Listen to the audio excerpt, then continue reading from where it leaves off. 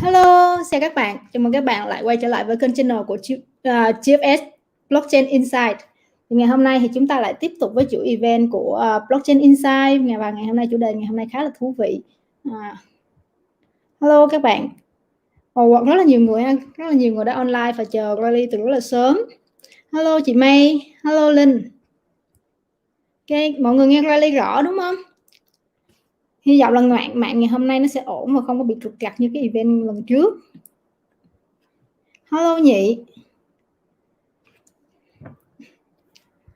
Ok, thì ngày hôm nay thật sự là như Riley đã nói rất là nhiều lần trong những cái chuỗi event Blockchain Insight lần trước là đây là một cái chuỗi event mà sẽ giúp cho các bạn bóc tách và học hỏi được rất là nhiều kiến thức trong về những cái đề tài, những cái chủ đề rất là khác nhau trong blockchain. Chúng ta đã cùng nhau đi qua đến ngày hôm nay là chuỗi event Blockchain Insight số thứ 6 và hôm nay thì chúng ta sẽ nói về một cái đề tài không mấy xa lạ, nhưng mà Riley nghĩ là chắc là sẽ không nhiều bạn hiểu thật sự về bản chất của nó và cũng như là chức năng của nó là như thế nào trong công nghệ blockchain. Thì đó chính là DAO. Và DAO là gì? Tại sao chúng ta lại cần DAO và cách thức hoạt động của DAO như thế nào? Thì chúng ta sẽ cùng nhau giải quyết những câu hỏi đó, những thắc mắc đó. Và thực sự thì Riley sẽ không thể nào có đầy đủ hết tất cả những kiến thức về nhiều lĩnh vực blockchain như vậy để mà có thể nói với mọi người. Cho nên là chuỗi event Blockchain Insight thì GFS sẽ cố gắng mời thật nhiều những chuyên gia cả trong nước lẫn nước ngoài về đây để có thể hỗ trợ các bạn học hỏi và cập nhật thêm những kiến thức, những cái thông tin về crypto hoặc là nhiều, cũng như là thông tin về các công nghệ blockchain để các bạn thật sự là hiểu rõ hơn, có những cái kiến thức vững chắc hơn. Như Riley luôn luôn nói với mọi người là trước khi mà mọi người bắt đầu invest vào thị trường thì hãy invest vào chính bản thân mình, hãy invest vào kiến thức. Một khi các bạn đã có được hết những cái kiến thức, những cái thông tin về cái thị trường này thì các bạn sẽ dễ dàng để mà nắm bắt được những cái thông tin, đọc hiểu được những cái dự án nó nói về vấn đề gì và cũng có thể dễ dàng gọi là sao đánh giá được một dự án tốt hay không.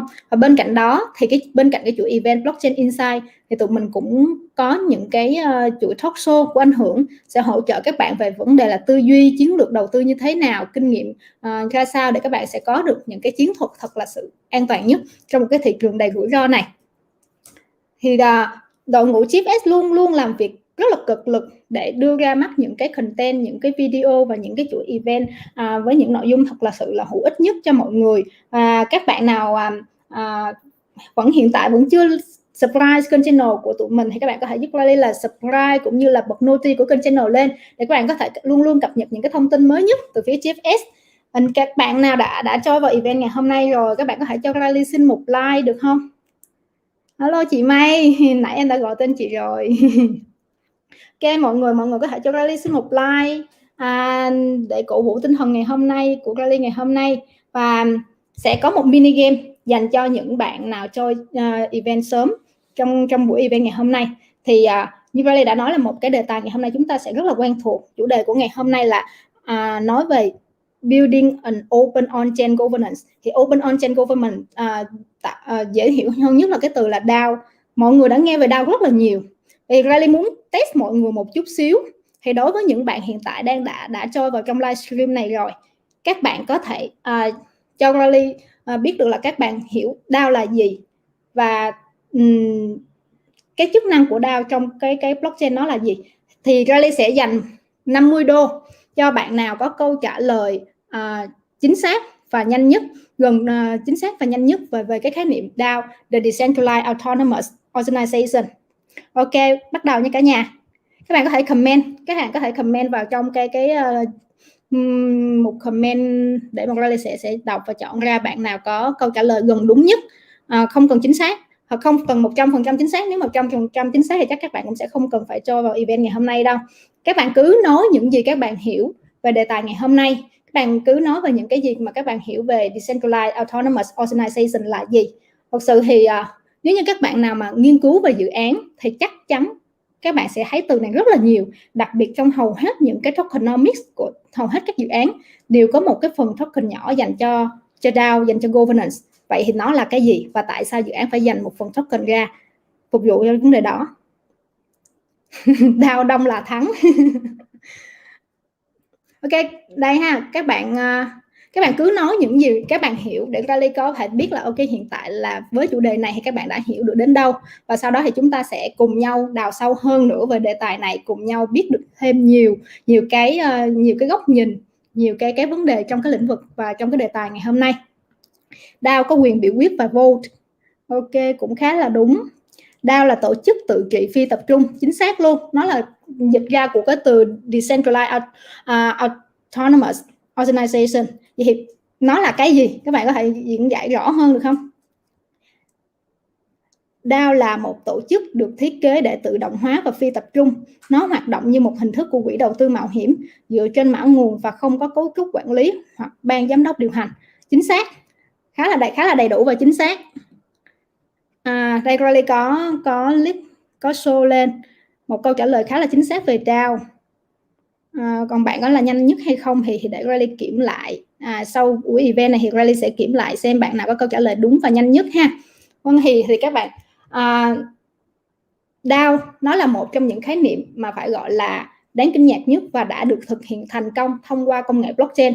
Thì thật sự nếu không có công nghệ blockchain chúng ta sẽ không làm được cái điều đó. Thì DAO là viết tắt của chữ The Decentralized Autonomous Organization, là một tổ chức tự trị phi tập trung và là một thực thể hoạt động. Nó hoạt động thông qua các hợp đồng thông minh và các quy tắc các giao dịch tài chính của nó được mã hóa trên nền tảng của blockchain, và nó loại bỏ hoàn toàn những cái bên trung gian cũng như là những cái cơ quan quản lý trung tâm của nó, và nó hoạt động hoàn toàn độc lập, giống như các bạn gì á, bạn Riley không đọc được cái tên của bạn. Thì các bạn để dễ hình dung thì các bạn sẽ thấy là nó hoạt động giống như cơ chế của một quỹ đầu tư mạo hiểm trong không gian tiền mã hóa phi tập trung, và chúng ta sẽ không cần một cái cơ quan tập quyền nào để quản lý nó, cho nên nó sẽ giúp làm giảm được chi phí, và về mặt lý thuyết thì nó sẽ công bằng hơn và minh bạch hơn cho hầu hết tất cả mọi người, và dễ dàng để tiếp cận được các nhà đầu tư hơn. Vậy thì để sâu hơn về vấn đề này thì Riley sẽ cho các bạn thấy một chút xíu. Các bạn hãy so sánh giữa cổ đông và những cái token holder. Thì ở những cái công ty cổ phần thì chúng ta sẽ có hội đồng quản trị, đúng không các bạn? Thì đối với những cái dự án nó nằm trên nền tảng của blockchain thì chúng ta sẽ có DAO governance. Thì thật sự đối với những bạn mà mới vào thị trường Riley nhận được rất nhiều những câu hỏi là các bạn hỏi là tại sao chúng ta phải mua những cái token đó, những token đó nó có giá trị gì, rồi tại sao nó lại tăng giá. Và nhiều người khi mà họ không hiểu được cái giá trị của những cái token, những cái đồng coin đó, và họ chỉ thấy là nó cứ tăng giảm giá thôi, và họ cảm thấy là không thấy được giá trị đâu hết, cho nên chính vì điều đó làm cái cản trở cái việc mà tham gia vào thị trường của những bạn đó. Thì thật sự một trong những cái người bạn của Riley đã hỏi là ok, bạn đã biết blockchain là tương lai, bạn đã biết blockchain là tiềm năng như vậy đó, vậy thì cryptocurrency và token nó đóng vai trò gì trong cái blockchain, và bạn hãy cảm thấy là ok, nó khá là không có giá trị, cho nên là bạn đã vẫn có nghĩa là không muốn đầu tư. Thì các bạn hãy hình dung là trong những cái công ty thì chúng ta sẽ có cổ phiếu và những cổ đông. Thì đối với thị trường của chúng ta thì chúng ta sẽ có token và những token holder. Thì ở trong những cái công ty truyền thống thì các bạn sẽ hoạt động và việc bình chọn quyết định là thông qua hội đồng quản trị, và những người nào mà có cái phần có là cổ đông đóng góp nhiều thì họ có quyền quyết định nhiều. Thì ở đây chúng ta cũng sẽ như vậy, nghĩa là tất cả những cái token holder thì nó sẽ được hiểu giống như là cổ phiếu vậy đó. Thì những cái token sẽ được hiểu như là gần như là cổ phiếu, và nếu như bạn là những token holder thì bạn sở hữu những cổ phiếu đó, thì bạn sẽ là những cổ đông và bạn có quyền quyết định tham gia vào cái sự phát triển của công ty. Thì đối với những người mà có được một cái số lượng cổ phiếu lớn thì lúc đó thì họ sẽ tham gia vào hội đồng quản trị. Thì ở đây chúng ta sẽ trở thành những cái validator. Thì những cái validator tham gia vào trong những cái hoạt động bình chọn và biểu quyết, cũng như là đưa ra những cái proposal, những cái đề xuất để mà phát triển một cái công ty theo cái hướng nào đó, và sau đó thì mọi người sẽ bình chọn cho cái việc đó. Thì các bạn thấy là cái mô hình nó khá là giống nhau. Và vậy thì cái giá trị token nằm ở đâu và giá trị cổ phiếu nằm ở đâu? Nếu như một công ty nó phát triển thì kéo theo là giá trị cổ phiếu nó tăng, thì đồng nghĩa với một dự án phát triển thì giá token của nó tăng. Vì một cái dự án đó họ đã phát triển, họ đã có một cái nguồn doanh thu cố định, một cái nguồn doanh thu ổn định, và nó ổn định phát triển, thì họ sẽ sử dụng cái doanh thu đó để mà mua lại và burn token để giảm nguồn cung, cũng như là hỗ trợ trong cái nền kinh tế token, nền kinh tế của cái dự án đó, giúp cho cái dự án đó ngày càng một tăng trưởng nhiều hơn. Thì ở đây các bạn thấy được cái giá trị của token và cái giá trị phát triển cái giá trị token nó phát triển là dựa vào cái giá trị của cái công ty khi mà doanh thu nó phát triển, khi mà công ty là đang ăn nên làm ra. Đó, các bạn hình dung ha. Thì chứ nó không phải nhiều bạn khi mà vào thị trường này thì các bạn chỉ có việc là mua bán và trữ những cái token đó trên sàn, thì thật sự nếu như làm điều đó thì các bạn sẽ không thể nào hiểu được và rất là khó hình dung được là cái chức năng những cái token use case nó là cái gì. Thì đây và bên cạnh đó thì bên cạnh việc tham gia vào governance, tham gia vào DAO thì chúng ta cũng sẽ có những cái dự án họ sẽ có thêm những cái use cases khác cho cái token đó, thì sẽ là tùy thuộc vào dự án. Thì ngày hôm nay chúng ta sẽ đào sâu nghiên cứu hơn về cái vấn đề là governance, về vấn đề là DAO.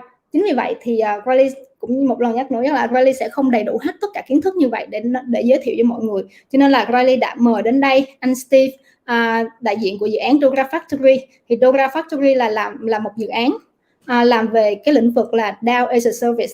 Thì anh ấy muốn làm được cái điều đó thì bắt buộc dự án phải hiểu thật rõ về DAO là gì. Thì cho nên thật sự Dora Factory sẽ là một khách mời hoàn hảo nhất cho cái chủ đề của chúng ta ngày hôm nay. Bây giờ thì Riley sẽ mời Steve xuất hiện, cho nên mọi người có thể giúp Riley là say hello với Steve. Hey guys. Okay, hello Steve. Hi Riley. Welcome you to the Vietnam community and the GFS. So I just have a brief introduction about what is DAO and how it works, and also I have the quick test to the community to let's see that how deep they understand about the DAO. So there's one people answer kind of correctly about the DAO. So I saw this on the screen, and now could you please to say hello to the community and introduce a little bit about yourself? Yeah, I can see a lot of the members saying hi to me in the channel. So hey guys, very happy to be sharing Dora Factory's updates in the Vietnamese community again. And thank you, Riley, for hosting me. Thank you, GFS Ventures. You guys are doing a great job. So yeah, I'm Steve from Dora Factory team. I'm one of the co-founders of Dora Factory, and also the company behind Dora Factory, Dora Hacks. I've been working with Dora Hacks for such a long time. I'm also a partner and on the founding team of Dora Hacks as well. So basically, Dora Hacks is a global developer community where we want to bring the best services to global developers. And Dora Factory is a project that we just launched. It's a DAO as a service infrastructure. We want to support all the interesting DAOs and DAO believers, DAO followers. We want to support everyone with our infrastructure and with all of our resources. So yeah, that's my introduction.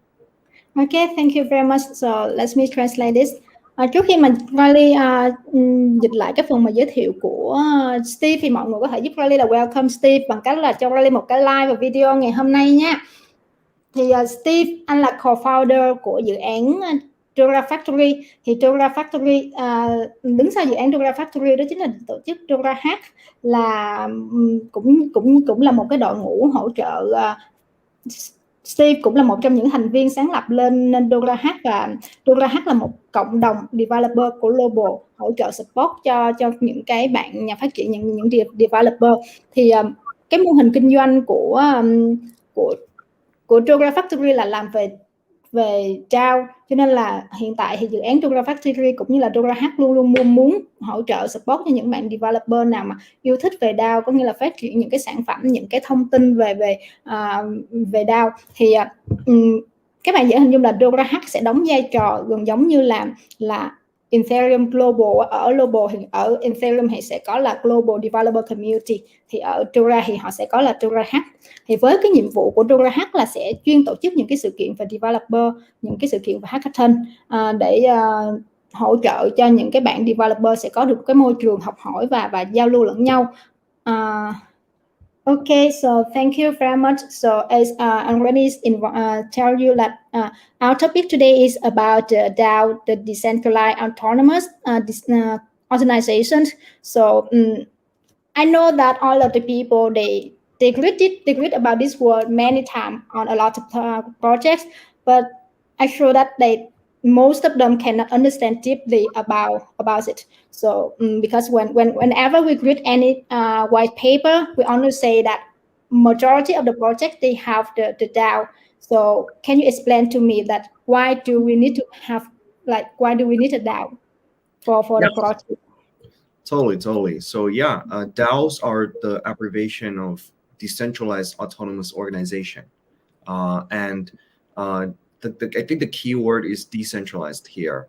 So a lot of the DAOs are actually designed to solve the problems by many centralized organizations. For instance, many of the terms that you might be familiar with, companies, governments, centralized media platforms, centralized social media platforms, all of them are centralized, and actually we live in a world surrounded by them. But you can also see a lot of the problems by the companies. The decision-making process is actually very centralized, and if the leadership of the company is very incompetent, they'll easily make wrong decisions and go to the wrong directions. And let alone the centralized governments, they definitely will have a lot of problems. They don't necessarily speak for the people. So a lot of the centralized governments have this problem. There's also centralized media. Every day the news you see is actually the news purposefully presented to you by, I think, the capital behind them. So the relevant parties behind them. It is not actually the news that you plan to see or you actually want to see, not articles that you want to read. So yeah, DAOs are here to solve those problems. With DAOs, I think a lot of stuff can be more decentralized and democratic. When a DAO makes decisions, it's actually a team of the DAO founding team members who will vote for a proposal or a motion. And if more members agrees to the proposal, actually the proposal will be passed. And whether it's like a development direction of the project or it's a distribution of the funding of the project, they can make joint decisions. I think that's the purpose of DAOs. And actually, a lot of the protocols that you see right now, blockchain protocols, are governed by this DAO structure. A lot of them that you might be familiar with are MakerDAO, Compound, Gitcoin, Bankless. A lot of the old traditional, very classic protocols, or the new ones that you might be familiar with, are using the DAO structure right now. Yeah. So I feel that DAO did do the same vision of the blockchain. Like blockchain, they want to have the trustless, the transparent, and the decentralized environment. So DAO is so all of the three functions. And in the blockchain, we usually have the sentence we don't need to trust the people, but we trust the code behind the people. Exactly. Yeah. Exactly. Yeah. So that's the concept of DAOs, and also DAOs about people, but blockchain technology definitely enabled DAOs to finish a lot of the transaction, a lot of the voting and governance process chain. With that, definitely a lot of the, like you mentioned, a lot of the process will be more transparent, automatically recorded on the blockchain. So that's actually how blockchain technology enables us to be able to run and operate DAOs. Yeah. So as I mentioned at the beginning of the event for all of the people, and I have the comparison between some of the projects on the blockchain and for the traditional one. For the traditional one, they also have the council, but all of this is centralized. And for any decision, we don't know that how does it make from, and it's not transparent to everyone. So now we bring this to the blockchains, and we have the DAO on the blockchain. So everything is so up on the public, and it's really transparent and fair to all of the people join under the project. Exactly. I think one cool thing about DAO is that even if you just have a tiny portion of the DAO tokens, you can still voice your opinion to the whole community and let everyone, whether your opinion makes sense. And even if you just own a tiny piece of the DAO, you can still vote with your token. It's still your opinion count. So that's actually a lot of the I think really attractive points of like if a protocol is actually run by a DAO, I think it's better than the protocols running in a centralized way, because you can just trust now than like a centralized organization. Okay. So let me translate this one to the community. Exactly. Với cái chủ đề là DAO thì các bạn thấy là như Riley đã nói là nếu như bạn nào mà đọc những cái white paper của những dự án thì các bạn thấy là dự án họ mention rất nhiều về vấn đề là DAO, một cái governance, một cái gọi là open source governance của họ. Vậy thì tại sao hầu hết những dự án xây trên nền tảng của blockchain đều cần phải có DAO? Thì các bạn hình dung là trong một tổ chức á, thì nếu như mà một người nào đó nhận một cái nhiệm vụ là liên quan đến những cái vấn đề như là quản lý quỹ của công ty hay tất cả những cái vấn đề gì mà liên quan đến tiền bạc, thì họ cần phải có một cái sự tín nhiệm cực kỳ cao của cái tổ chức đó. Và thật sự đối với chúng ta, con người với con người lẫn nhau, chúng ta rất khó để mà đặt niềm tin vào một ai đó. Và nếu như để mà đặt niềm tin tuyệt đối vào một người nào đó, gần như là impossible, gần như là không thể. Và phải có một cái khoảng thời gian rất là dài để họ chứng minh được cái khả năng của họ để mà có được cái niềm tin với mọi người. Và đặc biệt là với những cái công ty mà họ muốn mở rộng, mọi scale up của họ ra cái ra global, thì rất là khó để mà thu hút được những user, rất là khó để mà thu hút được những nhà đầu tư từ nhiều đất nước khác nhau. Và đặc biệt là đối với những cái startup mới nổi thì rất là khó để mà các bạn có thể vươn lên một cái vị trí, một cái vị thế là một công ty toàn cầu như là những công ty lớn như là Coca-Cola hay là Unilever. Họ đã có những cái bao nhiêu năm trải nghiệm và xây dựng trong một cái quá khứ, một cái lịch sử rất là dày dặn để mà đạt được cái vấn đề đó. Tuy nhiên, thực sự nếu như các bạn hãy hình dung những cái dự án startup làm về lĩnh vực công nghệ và làm về lĩnh vực blockchain, họ có một cái bước vượt bậc và bước phát triển cực kỳ nhanh. Điển hình như là những dự án đến từ Việt Nam, chẳng hạn như là Axie Infinity cũng là một dự án đến từ Việt Nam và họ đã có một cái vốn hóa rất là lớn, đâu đó 6 tỷ đô. Thì làm sao để mà một công ty truyền thống có thể đạt được một cái mức vốn hóa lớn như vậy chỉ trong vài năm, thì điều đó là gần như không thể. Thì đó chính là cái lý do mà chúng ta cần đến blockchain. Thì các bạn hình dung với cái tiêu chí của blockchain là trustless, transparent và decentralized, có nghĩa là chúng ta sẽ không cần phải tin tưởng một ai, mà chúng ta chỉ cần tin tưởng vào những cái dòng lệnh, những cái smart contract trên cái blockchain đó mà thôi. Vì vậy mà DAO nó mới ra đời. Thì ở trong cái tổ chức của DAO á, là các bạn sẽ ở trong cái tổ chức DAO thì các bạn sẽ nghĩa là các bạn chỉ cần tin vào cái smart contract của DAO, cần tin vào cái code của DAO, những cái dòng lệnh đó, và tất cả những cái hoạt động gì diễn ra trên blockchain nó đều hoàn toàn minh bạch và dễ dàng xác nhận được. Với những cái gì, có nghĩa là đối với những cái quy tắc ban đầu DAO đã được đặt ra, thì nếu như một ai đó làm sai thì sẽ bị từ chối ngay, và những cái hành động đó cũng sẽ được thể hiện một cách minh bạch ở trên nền tảng của blockchain và sẽ không thể nào thay thế được.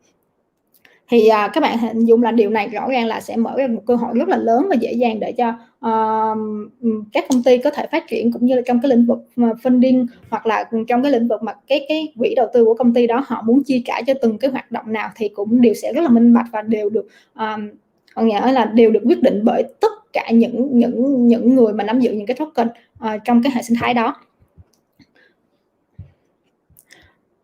Okay, so like talking about this one, so can you do a little bit comparison between the DAO and also for the traditional company?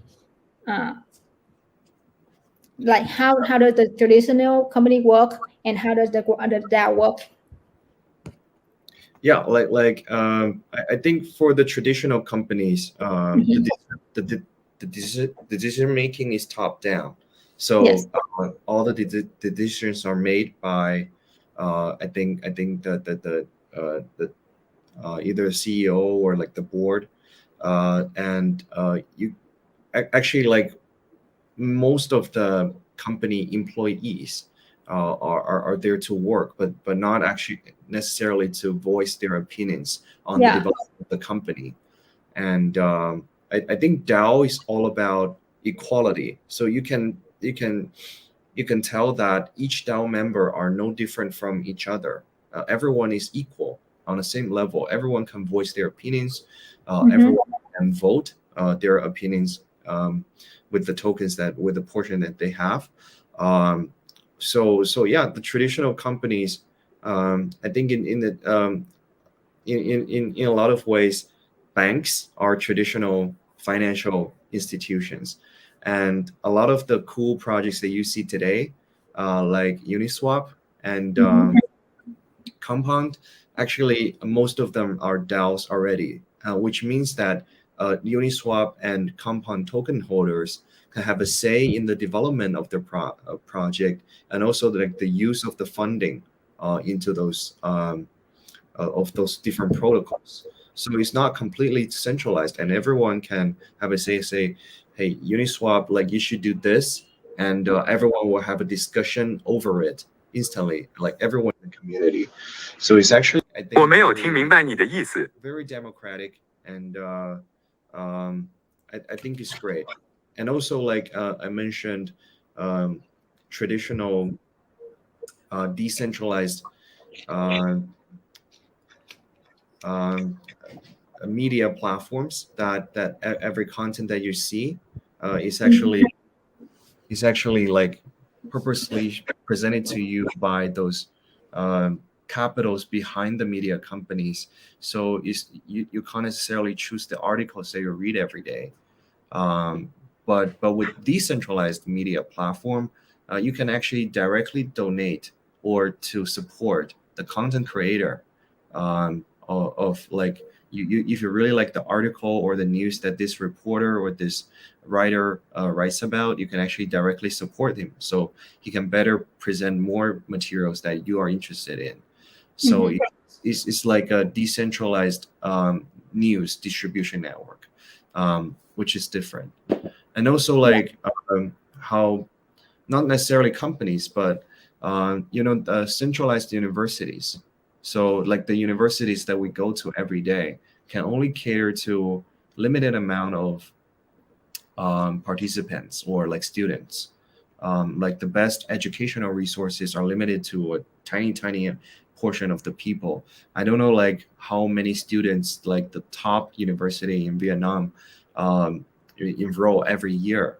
But imagine like there's a DAO for the university, and actually the courses are open source. If anyone can learn how to build something on blockchain, he can actually pay some money to this DAO, and this DAO will continuously produce courses that cover how to write Solidity and how to build a smart contract on Ethereum, a palette on Polkadot, and all that. And you can just pay a small fee to access to all the courses. And it can be like it can be targeting everyone who wants to know about blockchain technology, and in the future every piece of knowledge can be decentralized. So yeah. And also like one other example I want to make is venture capital. If you're a venture capital, you actually have limited capacity to see the projects, and also you have limited project source. But imagine you're a venture DAO, which is like super popular right now. You can actually have a pool of funding provided by different group of people, and different group of people have different kind of resources and different kind of investment ideas on what kind of investment that we should make, whether it's a good investment or not. Like in this investment DAO, there will be more intelligent people making decisions together. So I think DAO is all about collaboration, everyone helping each other, and with more smart minds working with each other, they can make better decisions, not just like by one person or one group of people, but by everyone, every smart people in this DAO, which I think is great. So those are some of the examples that why DAO is like better than centralized organizations. Thank you very much. And like I also think that DAO also can do perfectly for the quality as well. Like at the moment in Vietnam, we have a lot of like scandal about the the people who have the charity fund, but like it's not really transparent when they use this fund. So if we have the DAO for the charity, that everything is transparent and we can track all of the activities on this. Exactly. Decision making for companies, governments, like even those charity funds, like how would the fund go in the charity flow? So with blockchain, everything will be more transparent. You have to debate about the proposal you're about to make, and you have to have a very clear source and flow of the funding, that how it will be used and whether it has already been used in the way that we already proposed. So I think that's why DAO are very, very important for future organizations. Yeah, I think in the future, if we apply DAO to like most of the organization, it's like it will be really good, and we can save a lot of cost and also save a lot of time as well. Yeah, totally. Yeah. Okay, let me translate this part to the community.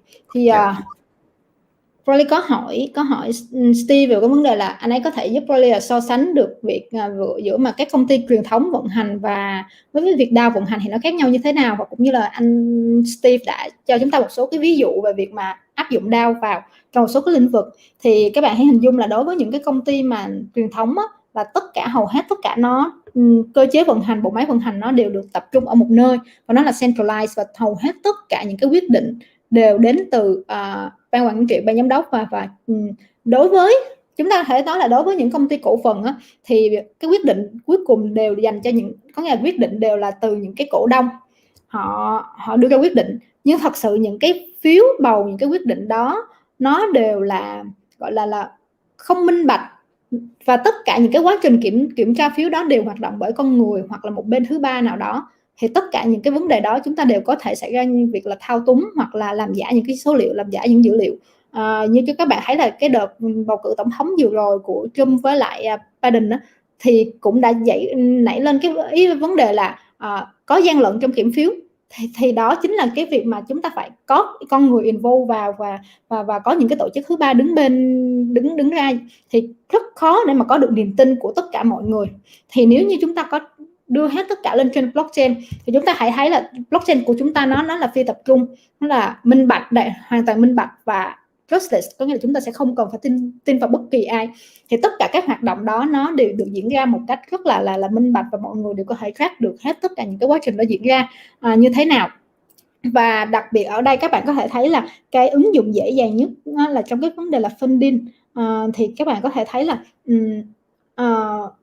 đối với một cái nguồn quỹ mà chúng ta muốn chi ra đâu, chi cho những cái vấn đề nào, thì nó đều được biểu quyết bởi tất cả những cái người ở trong cái governance của DAO đó, và cái quá trình, cái kết quả biểu quyết như thế nào thì nó hoàn toàn minh bạch và nó autonomous, có nghĩa là các bạn sẽ không biết là ai đã là người bầu cho cái quyết định đó, nhưng mà các bạn thấy được là cái số phiếu bầu về cái quyết định A nó sẽ nhiều hơn số phiếu bầu dành cho cái quyết định B, thì nó hoàn toàn minh bạch, và cái công việc kiểm phiếu mà thủ công nó cũng sẽ được giảm đi thời gian rất là nhiều.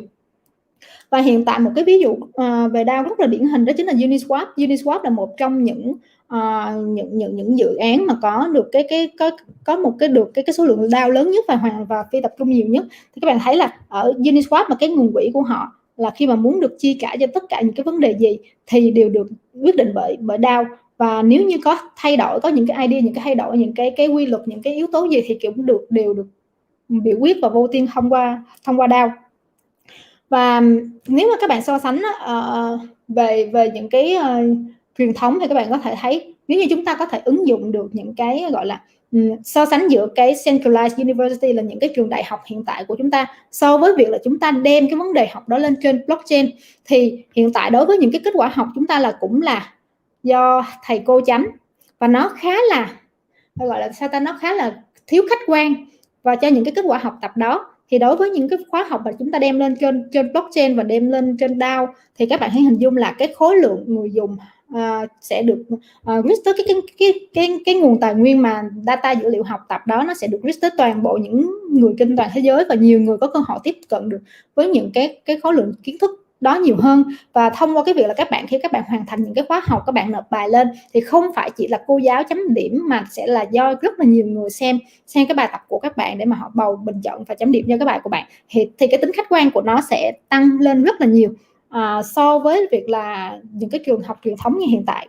Và một cái ví dụ dễ hiểu nữa, các bạn có thể thấy là ở những cái venture capital hiện tại á, thì cái việc mà chúng ta sẽ đánh giá một cái dự án như thế nào và quyết định đầu tư vào dự án vào đâu, thì hãy hình dung là đối với những cái quỹ đầu tư thì họ sẽ lấy tiền nhàn rỗi của những nhà đầu tư, sau đó họ sẽ có một cái quỹ đầu tư và bắt đầu những cái công ty quỹ đầu tư đó họ mới lấy cái số tiền nhàn rỗi của nhà đầu tư để mà quyết định đầu tư vào những dự án nào và lãi suất như thế nào, sau đó họ sẽ báo cáo lại với nhà đầu tư. Thì các bạn thấy là cái vấn đề minh bạch trong cái quá trình đầu tư nó cũng sẽ không có, là cái thứ nhất.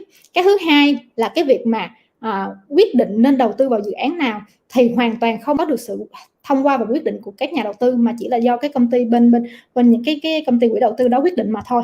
Thì nếu như bây giờ chúng ta đem những cái chương trình, những cái quỹ đầu tư này lên trên blockchain thì sẽ thấy là tất cả nhà đầu tư họ sẽ bỏ tiền của họ vào một cái gọi là pool fund.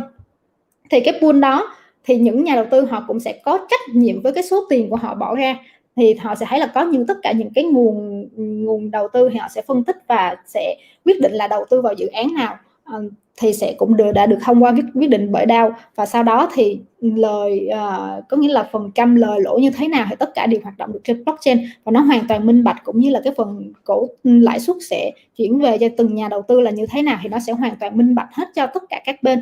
Thì hiện tại thì các bạn cũng sẽ thấy là có rất là nhiều dự án họ đã và đang làm về cái vấn đề đó, như là TH này, hoặc là dự án Sunrise trên Solana cũng đã làm về cái vấn đề là quỹ đầu tư ở trên nền tảng của blockchain.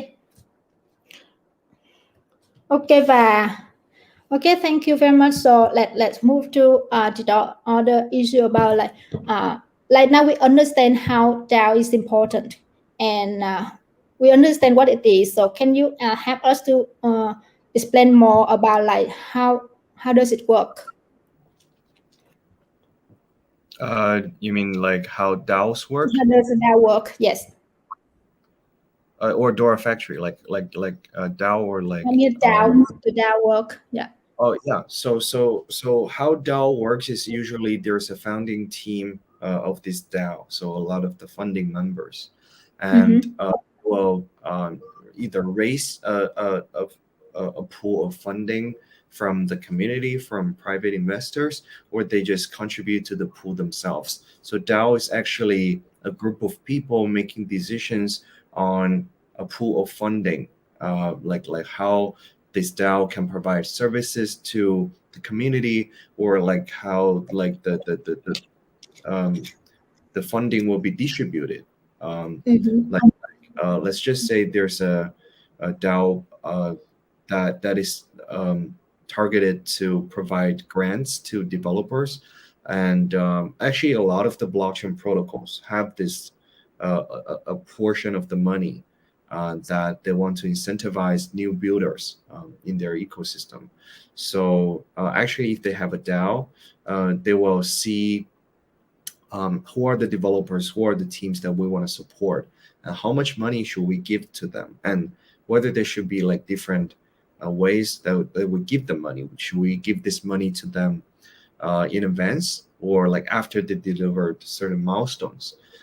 So actually, on every proposal, on every decision making, the DAO members will have a chance to vote. And actually, different DAOs also have different voting mechanisms.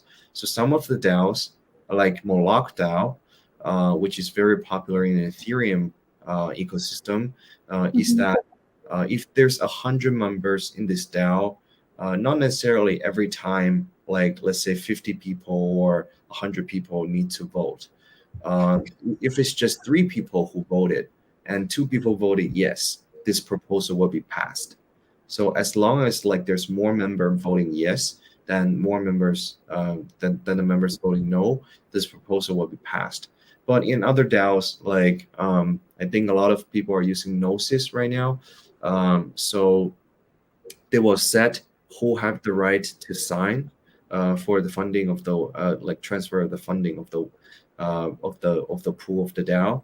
And every time there should be more than a certain amount of people to vote, so that the funding will be distributed for a certain purpose. So let me conclude how DAOs work is that DAOs make voting-based decisions on how the funding will be distributed and on how the DAO will provide the services better to the community. So on the purpose of the DAO and on the purpose of the funding in the DAO. So that's basically how DAO works. So like the DAO, like when the developer they deploy the DAO, so they will make the smart contract for the DAO, and then the DAO will work as this smart contract group, right? And when the people they voting, like they have some proposal, they want to change some rule, so they will vote in on this one, and if it's passed, like then like we change the rule of the DAO. Is it correct? Yeah. Ok, thì các bạn có thấy là chúng ta đã hiểu được DAO là gì và tại sao DAO là quan trọng trong một hệ sinh thái, trong một cái hệ sinh thái của một dự án. Thì Riley có hỏi Steve là vậy thì cái cách thức hoạt động của DAO là gì? Thì các bạn có thể thấy là hồi nãy Riley cũng có double check lại hỏi với lại Steve á, thì là DAO là nó sẽ được viết lên thông qua những cái smart contract, đúng không? Thì anh ấy trả lời là đúng. Thì thật sự các bạn hình dung là cái xương sống của DAO đó chính là những cái hợp đồng thông minh. Và khi mà ban đầu những cái developer họ đã viết ra những cái hợp đồng thông minh đó thì nó đã có đầy đủ hết tất cả những cái quy tắc của tổ chức, và cái việc mà DAO họ sẽ nắm giữ cái ngân khố của cái tổ chức đó. Chúng ta thường sẽ nghe đến cái từ là treasury trong DAO á, thì là cái quỹ đó, cái fund đó là đã được DAO nắm giữ rồi. Và khi hợp đồng thông minh có hiệu lực á, thì sẽ không một ai có thể thay thế được những cái quy tắc mà đã được viết trong cái hợp đồng thông minh đó cho DAO. Thì DAO nó sẽ hoàn toàn hoạt động theo những cái quy tắc mà đã được định ra ban đầu. Và nếu như bất kỳ có một ai mà họ muốn làm điều gì mà thay đổi những cái quy tắc đã được định ra ban đầu á, thì đối với những cái logic của cái smart contract, của cái code được viết ra, thì những cái lệnh đó sẽ bị fail và sẽ không thực hiện được. Thì các bạn hãy hình dung là đối với việc đó thì khi mà ví dụ như là trong DAO đó, ví dụ là trong DAO đó là có 3 người ha, thì cái quy tắc của DAO đó là phải 2 người approve cho cái proposal đó, 2 người đồng ý cho cái đề xuất đó, thì cái tiền mới được mới được chuyển ra cho cái đề xuất đó.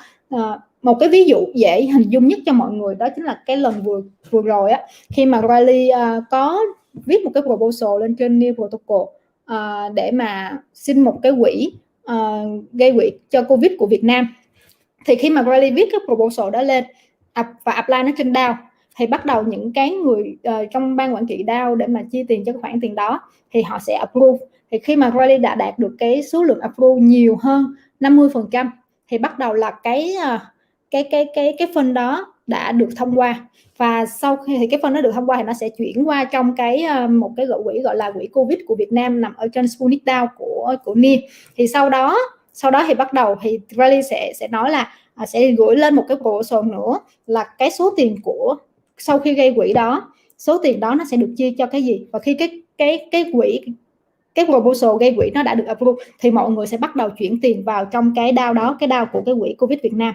Và sau đó thì Riley lại gửi một cái proposal nữa lên là cái quỹ đó sẽ chia cho những cái vấn đề gì. Và sau khi đã được approve, cũng bởi theo cái quy tắc của cái Sputnik DAO là phải trên 50% số người approve thì mới được. Thì sau khi đã được approve như vậy thì cái số tiền đó nó mới bắt đầu được giải ngân ra, và Australia mới sử dụng được cái số tiền đó để mà bắt đầu chuyển ra và hỗ trợ cho cái quỹ Covid Việt Nam vừa rồi. Thì các bạn hãy hình dung là nó hoàn toàn minh bạch là số tiền chuyển vô là bao nhiêu và số tiền Australia rút ra là bao nhiêu. Nó hoàn toàn minh bạch cho những cái vấn đề đó khi mà chúng ta sẽ sử dụng kênh DAO. Và với những cái như vậy thì sẽ không có bất kỳ một ai có thể thay thế được những cái quy tắc mà DAO đã viết ra ban đầu, bởi vì tất cả nó đều được xác định bởi những cái hợp đồng thông minh. Thì các bạn hình dung là hợp đồng thông minh là những cái code mà chúng ta sẽ không bao giờ thay thế được. Và điều này nói lên điều gì? Thì các bạn sẽ thấy là khi mà DAO hoạt động là nó sẽ không cần một cái cơ quan trung ương nào quyết định nó hết, mà thay vào đó là toàn bộ tổ chức sẽ đưa ra cái quyết định, và quyết định là cái nguồn quỹ đó sẽ được sử dụng cho việc gì và sẽ được thông qua hay không. Thì và một lần nữa là Riley nói là khi mà DAO chúng ta đã hoạt động được ở trên blockchain á, thì tất cả nó đều được minh bạch, và những ai mà cố tình sửa chữa những cái vấn đề đó thì đều sẽ được thấy ở trên blockchain, đều sẽ được thấy trên những cái chuỗi public. Thì nó hoàn toàn minh bạch với tất cả mọi người. Các bạn thấy hình dung được là cái cách thức mà DAO nó hoạt động là như vậy. Nó cũng sẽ gần giống như những cái công ty cổ phần của chúng ta là thông qua voting đồ này nọ, nhưng mà nó khác một vấn đề, đó là không cần phải ai kiểm phiếu và hoàn toàn minh bạch khi được thực hiện ở trên blockchain. Cái hồi nãy Riley thấy có một bạn hỏi một câu rất là hay, đâu rồi ta? So I saw a really interesting question about like what do you think is the important factor of DAO?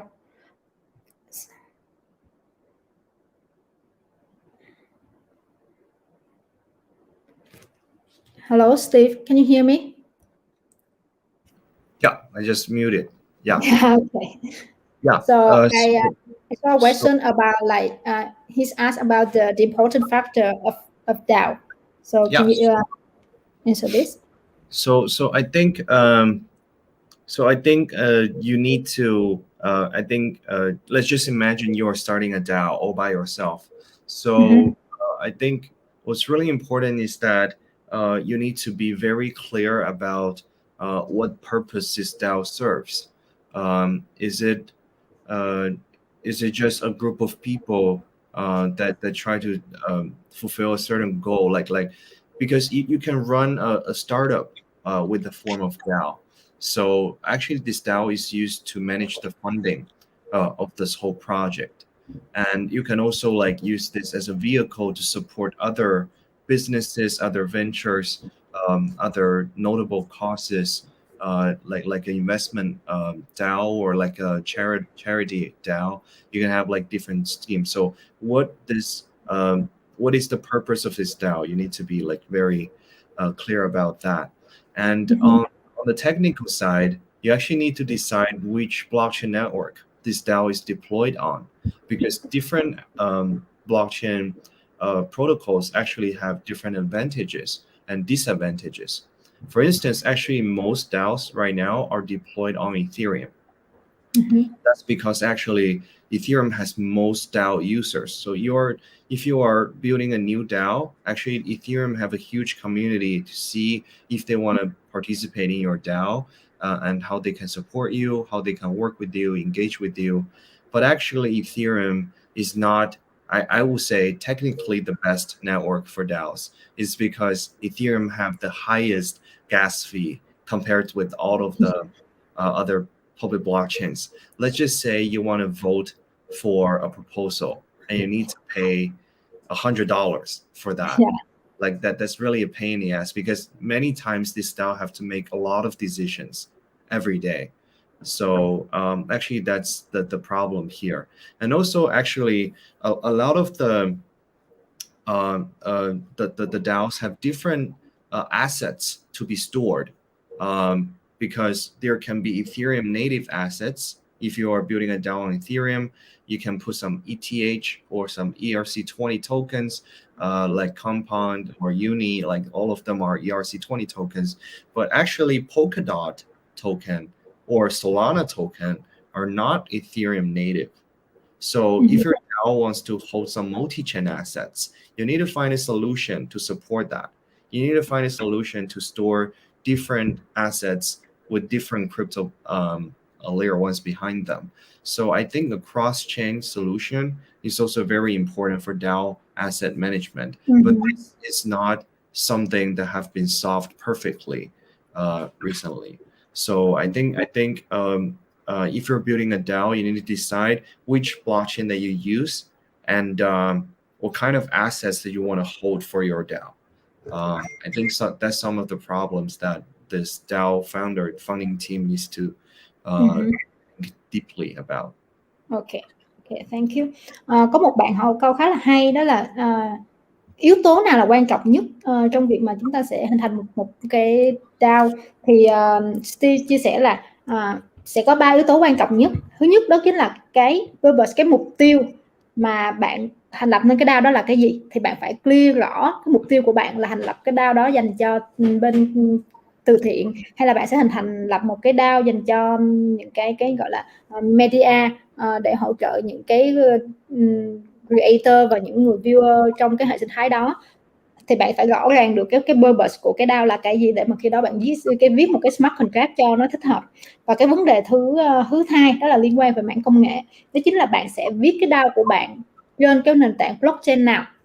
Thì hiện tại nền tảng blockchain mà có nhiều DAO nhất hiện nay vẫn là Ethereum, và bởi vì Ethereum là họ có một cái khối lượng DAO user khá là lớn. Một trong những cái lý do đó chính là Ethereum được thành lập rất là lâu đời so với những cái nền tảng blockchain thế hệ thứ 3 hiện nay, và cái community ở trên Ethereum cũng rất là đông, cho nên đó là lý do tại sao hiện tại nhiều DAO được thành lập ở trên Ethereum nhất.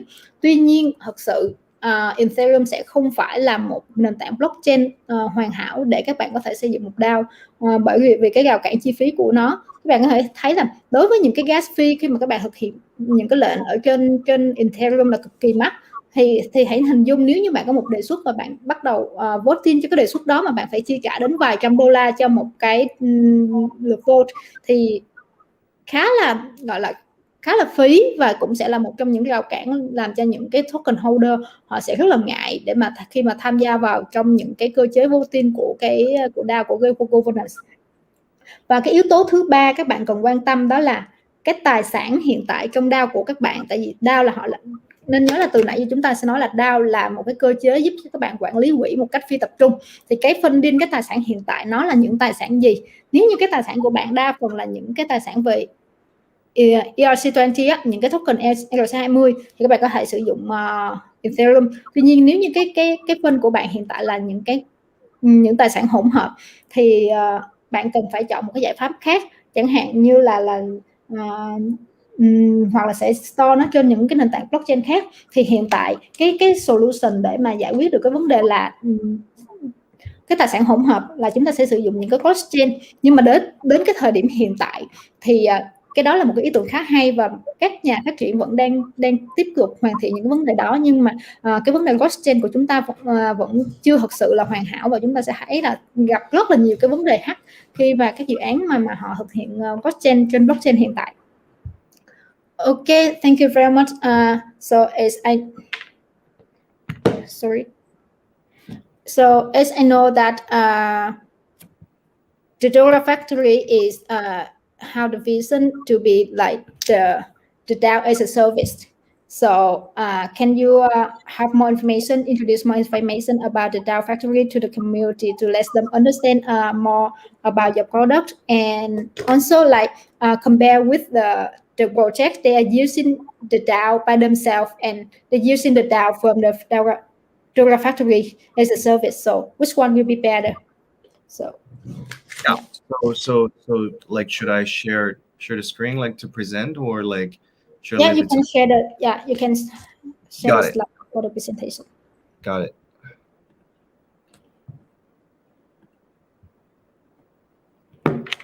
Okay, can you see my screen right now? Okay, cool. You can see it, right? Yep. Yeah. So yeah. I want to I think Riley just asked a really good question. So is it better to build a DAO, or is it better to build a network for all the DAOs? I definitely think it's definitely very cool to build a DAO, but I think it's even cooler to build a really good infrastructure for them. So yeah, introducing Dora Factory to everyone.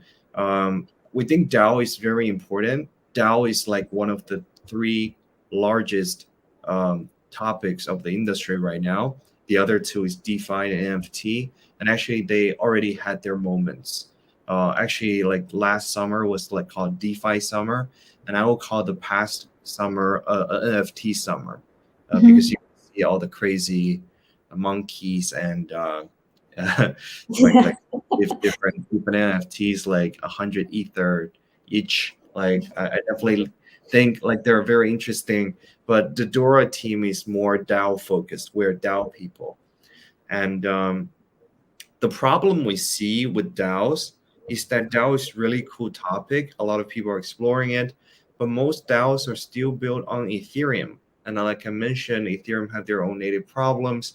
I think it's very great playground for developers to build on it first, but yeah, it certainly have their natural disadvantages, as in is sometimes it's very slow and sometimes it has like huge gas prices and is super inconvenient for everyone to use. So you can see actually projects right now, actually a lot of the DeFi protocols, they are DAO themselves.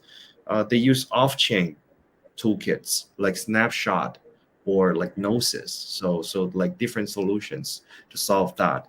But I think what Dora Factory is really trying to build is a really, really good infrastructure for DAOs. And we also want to involve more developers to build on the Dora Factory infrastructure so that they can provide some useful toolkits for DAO management. Because imagine you don't have to build a DAO for yourself, but there's a software where you can just directly use to deploy your DAO like within seconds. Because we don't think everyone should build a DAO sector for their project themselves, but rather they should use an existing sophisticated product to launch their DAO sector or governance sector. So I think Dora Factory is really trying to build a blockchain infrastructure for all the DAOs, for all the on-chain governance related topics. And also we want to leverage our own expertise, which is open source curation markets. So we want to support all the venture builders and help them raise funding, manage their funding, all on the Dora Factory infrastructure. Yeah, really just like tell me when to stop, when you need me to stop. Okay? Yeah, maybe you can stop here. So let me translate this one first. Okay. Thì Riley có hỏi là vậy thì ngày hôm nay Riley mời Steve, đại diện của Dora Factory đến đây để mà thảo luận về cái vấn đề là DAO. Thì dự án của Dora Factory là họ làm về okay, you just stay on the last slide. Okay, got it. Yes, okay. Dự án của Dora Factory là họ làm về DAO, và như Riley đã nói là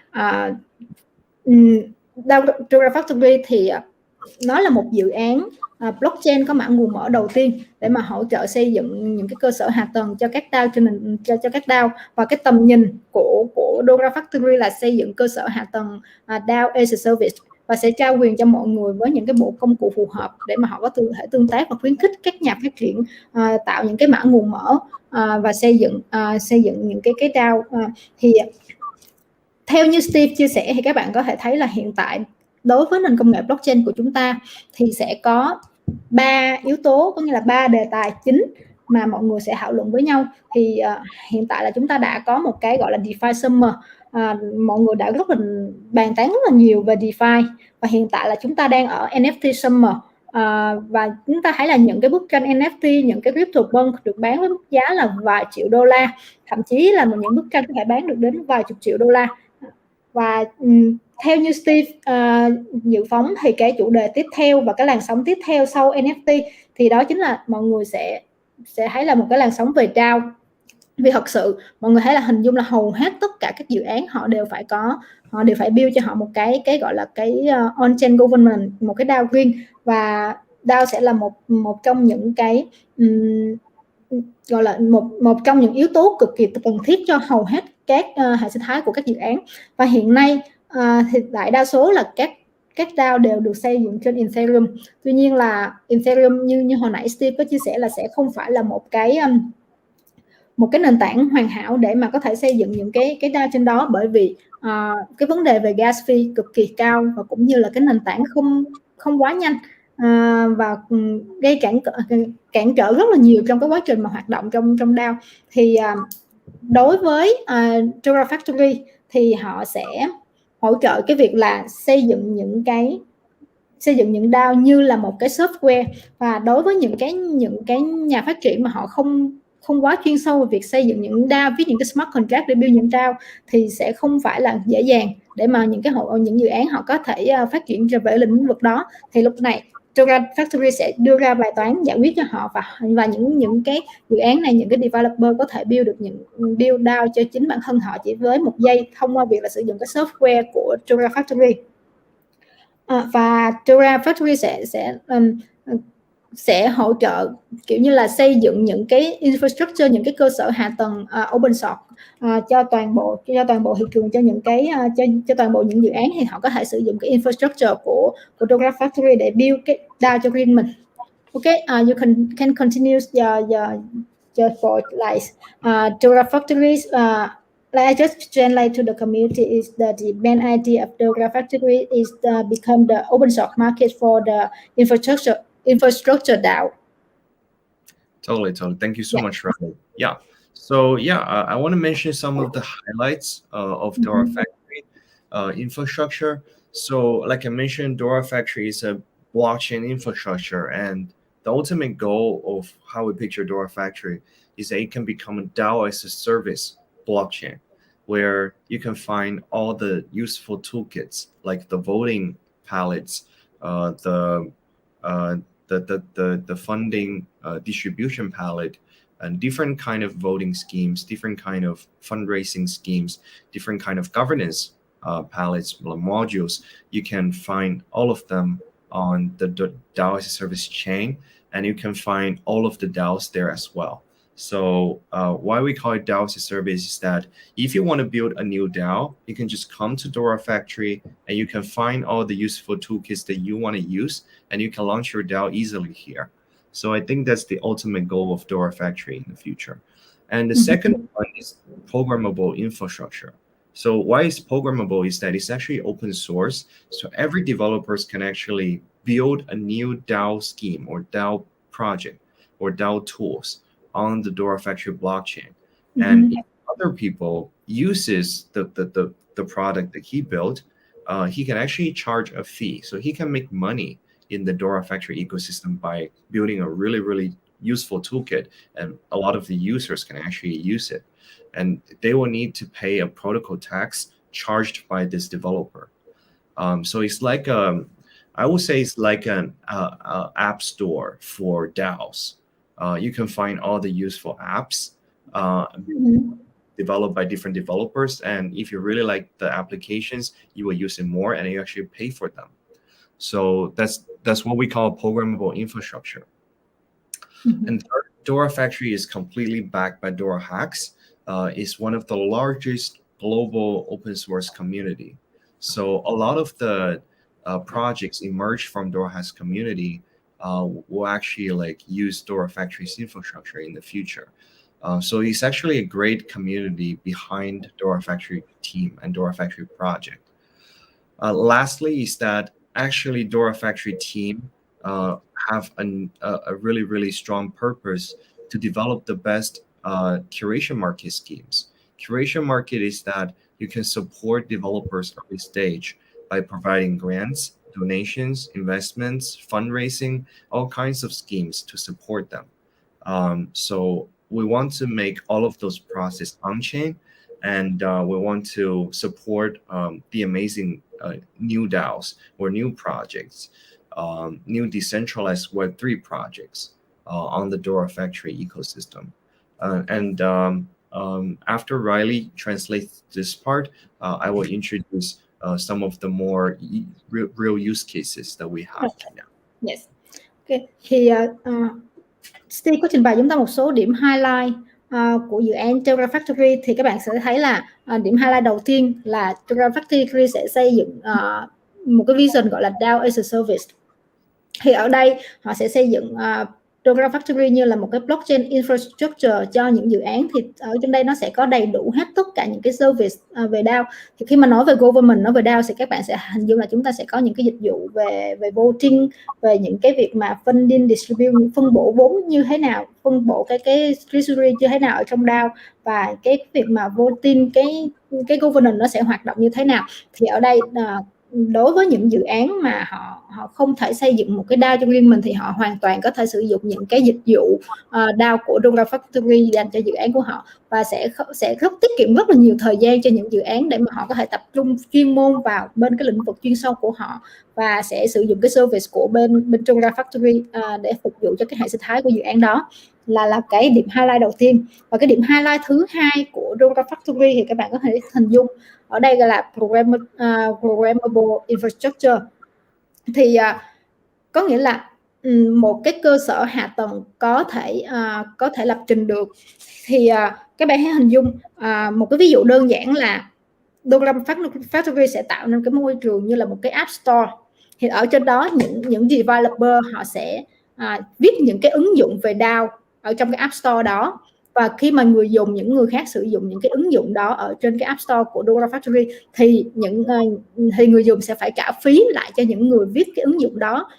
Thì sẽ ở trên nền tảng của Dora Factory sẽ tạo lên được một cái gọi là một cái nguồn doanh thu dành cho những developer, họ có thể phát triển được cái năng lực của mình thông qua việc là viết những cái ứng dụng về DAO trên cái nền tảng và viết những cái infrastructure trên cái nền tảng của Dora Factory.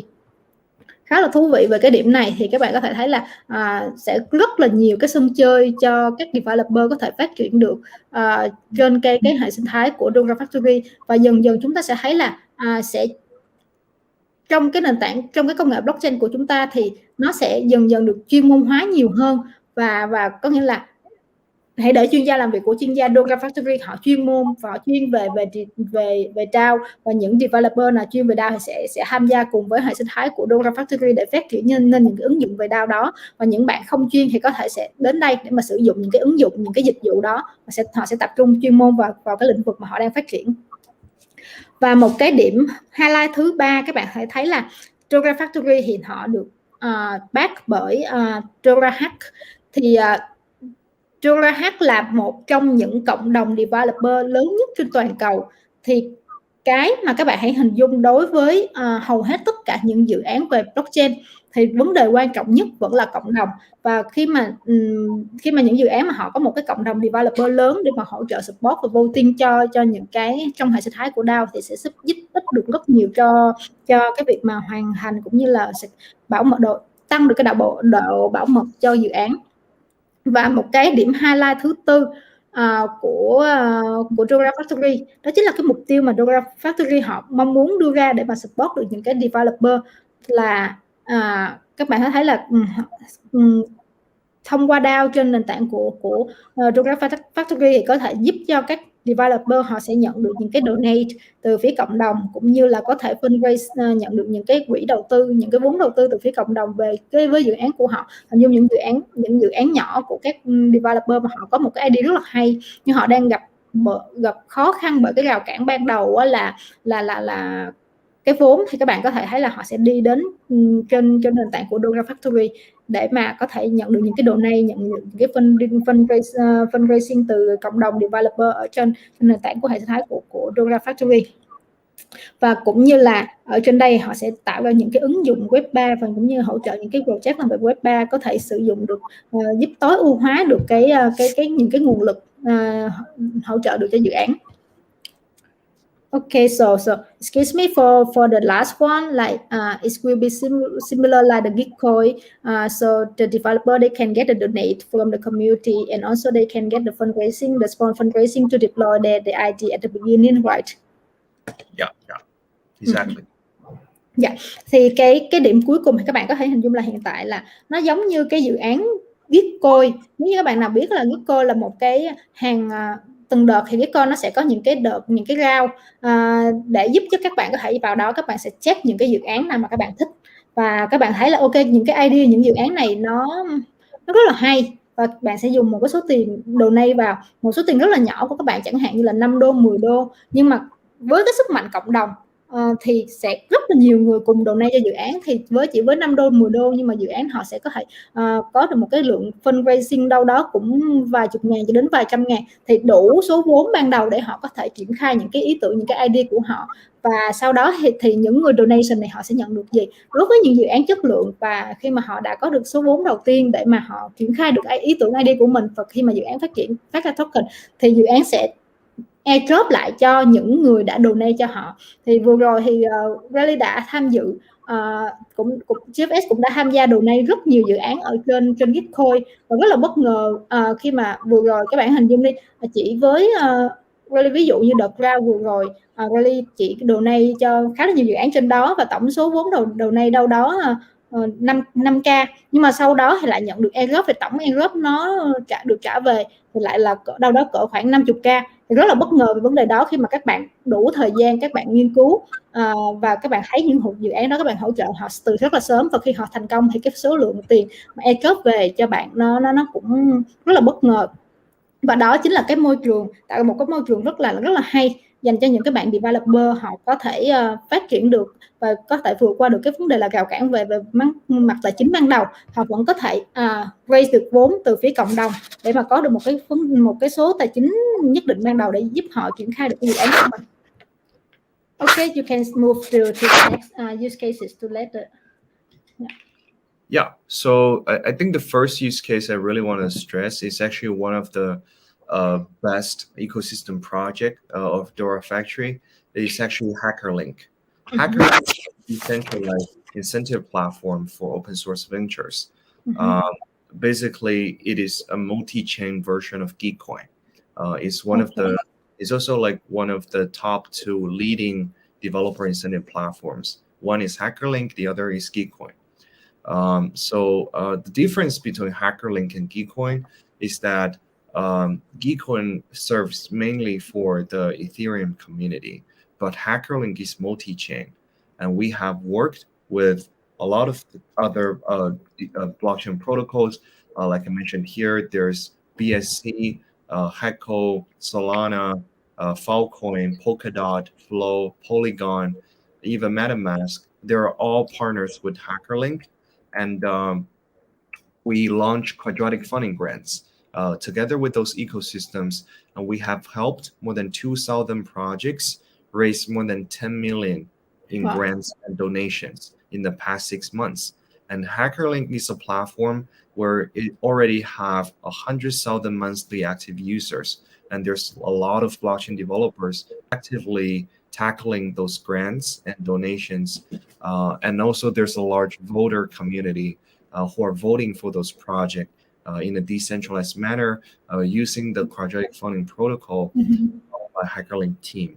So it is like one of the largest decentralized incentive platform for developers and open source ventures.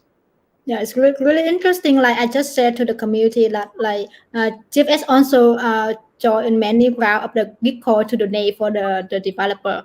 And to be honest, I haven't heard about the HackerLink before, so I think that it's really interesting. Like maybe after this event, I will deep dive on this and we'll write an article to let the people know how to use the HackerLink to come to donate for the developer. As you say that the more barrier at the moment of the Gitcoin that we just only can donate for the project on the Ethereum platform. Exactly. So on HackerLink, you can donate to Polygon ecosystem projects, Solana ecosystem project, to BSC ecosystem project. We have ongoing grants with all of them right now on HackerLink platform. Yes. So, okay, it's really interesting, to be honest. So let me translate this to the community.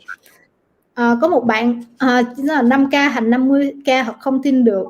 Thực sự đối với thị trường crypto của chúng ta sẽ có rất nhiều vấn đề các bạn sẽ không thể tin được. Chẳng hạn như năm vừa rồi thì GFS đã đao tiền trên mạng về rất là nhiều, chẳng như là các bạn là những early supporter cho những cái nền tảng như Uniswap hay là Curve. Sau đó thì họ phát ra token, hoặc là One Inch nữa. Khi mà họ bắt đầu phát hành token thì họ sẽ airdrop về cho các bạn, những người đã tham gia vào hệ sinh thái, đã đóng góp vào hệ sinh thái của họ, những early user. Thì đâu đó cái số tiền mà cái số lượng swap của tụi mình cũng khá là lớn, cho nên cái số tiền airdrop vừa rồi nhận về cũng rất là lớn. Và như Gitcoin là một cái ví dụ, tại vì đối với tụi mình, GFS là một vision của tụi mình là làm sao để lan tỏa được cái vấn đề là mass adoption của blockchain càng nhanh. Thì cái việc ủng hộ những cái developer là một trong những cái yếu tố then chốt. Chính vì vậy mà tụi mình rất là hay lên trên Gitcoin để mà donate cho những dự án mà họ có những cái ý tưởng hay. Thì mình donate một dự án đâu đó cỡ 100 đến 200 đô cho một dự án thôi. Và sau đó thì khi mà dự án họ thành công thì họ sẽ airdrop lại cho mình. Thì lúc đó thì cái token airdrop tăng lên, và đặc biệt là đợt vừa rồi thì ngoài cái việc donate nhận được cái airdrop của cái token mà của dự án mà mình donate, thì mình lại còn được nhận airdrop của Gitcoin. Và vừa rồi các bạn có thấy là Gitcoin cũng tăng lên khá là nhiều, đâu đó 10 mấy đô. Thì sẽ không biết trước được chuyện gì xảy ra đối với cái thị trường này đâu. Và thị trường này nếu như chúng ta nói là chúng ta lên mạng đao tiền về là có thật nha các bạn. Chẳng hạn như cái việc các bạn trôi vào những cái buổi online meetup, hoặc là những cái buổi blockchain insight để mà học hỏi được kiến thức, và bên cạnh đó các bạn còn nhận được những cái phần thưởng thông qua việc là các bạn đóng góp vào trong cái buổi event đó từ phía các dự án. Và cái hacker link của bên Dora Factory thì nó sẽ tương tự như Gitcoin. Nó sẽ khác Gitcoin ở cái điểm là Gitcoin họ hiện tại họ chỉ sở hữu Gitcoin họ chỉ hỗ trợ hầu như là cộng đồng developer của Ethereum mà thôi. Và đối với hacker link của Dora Factory thì sẽ hỗ trợ multi-chain. Ở đây thì sẽ hỗ trợ khá là nhiều chain như là Solana, Polygon và rất là nhiều chain khác nhau. Thì cái cộng đồng nó sẽ lớn hơn và hỗ trợ được nhiều dự án hơn. Thì vừa rồi thì các bạn thấy là Dora Factory cũng đã có hơn 50.000 developer trên cái nền tảng của mình, và vừa rồi thì đã có tháng vừa rồi thì lại tăng trưởng hơn 8.000 developer. Thật sự cái thông tin về hacker link của Dora Factory rất là hữu ích cũng như rất là hấp dẫn, cho nên là Riley có hứa là sau event này thì Riley sẽ cho các bạn trong team viết một bài về hướng dẫn mọi người làm sao để trôi vào trong hacker link để mà donate cho những cái dự án trên cái hệ sinh thái của Dora Factory. Để các bạn donate một cái số tiền rất là nhỏ. Đối với mọi người, đối với chúng ta nó số tiền nó rất là nhỏ, nhưng nó sẽ có nghĩa là encourage, cổ vũ tinh thần cho những cái bạn developer rất là nhiều, vì các bạn có thể vững tin về cái dự án của mình, vì được lượng đông những cộng đồng ủng hộ, và họ sẽ tiếp tục đưa ra những cái sản phẩm rất là tốt.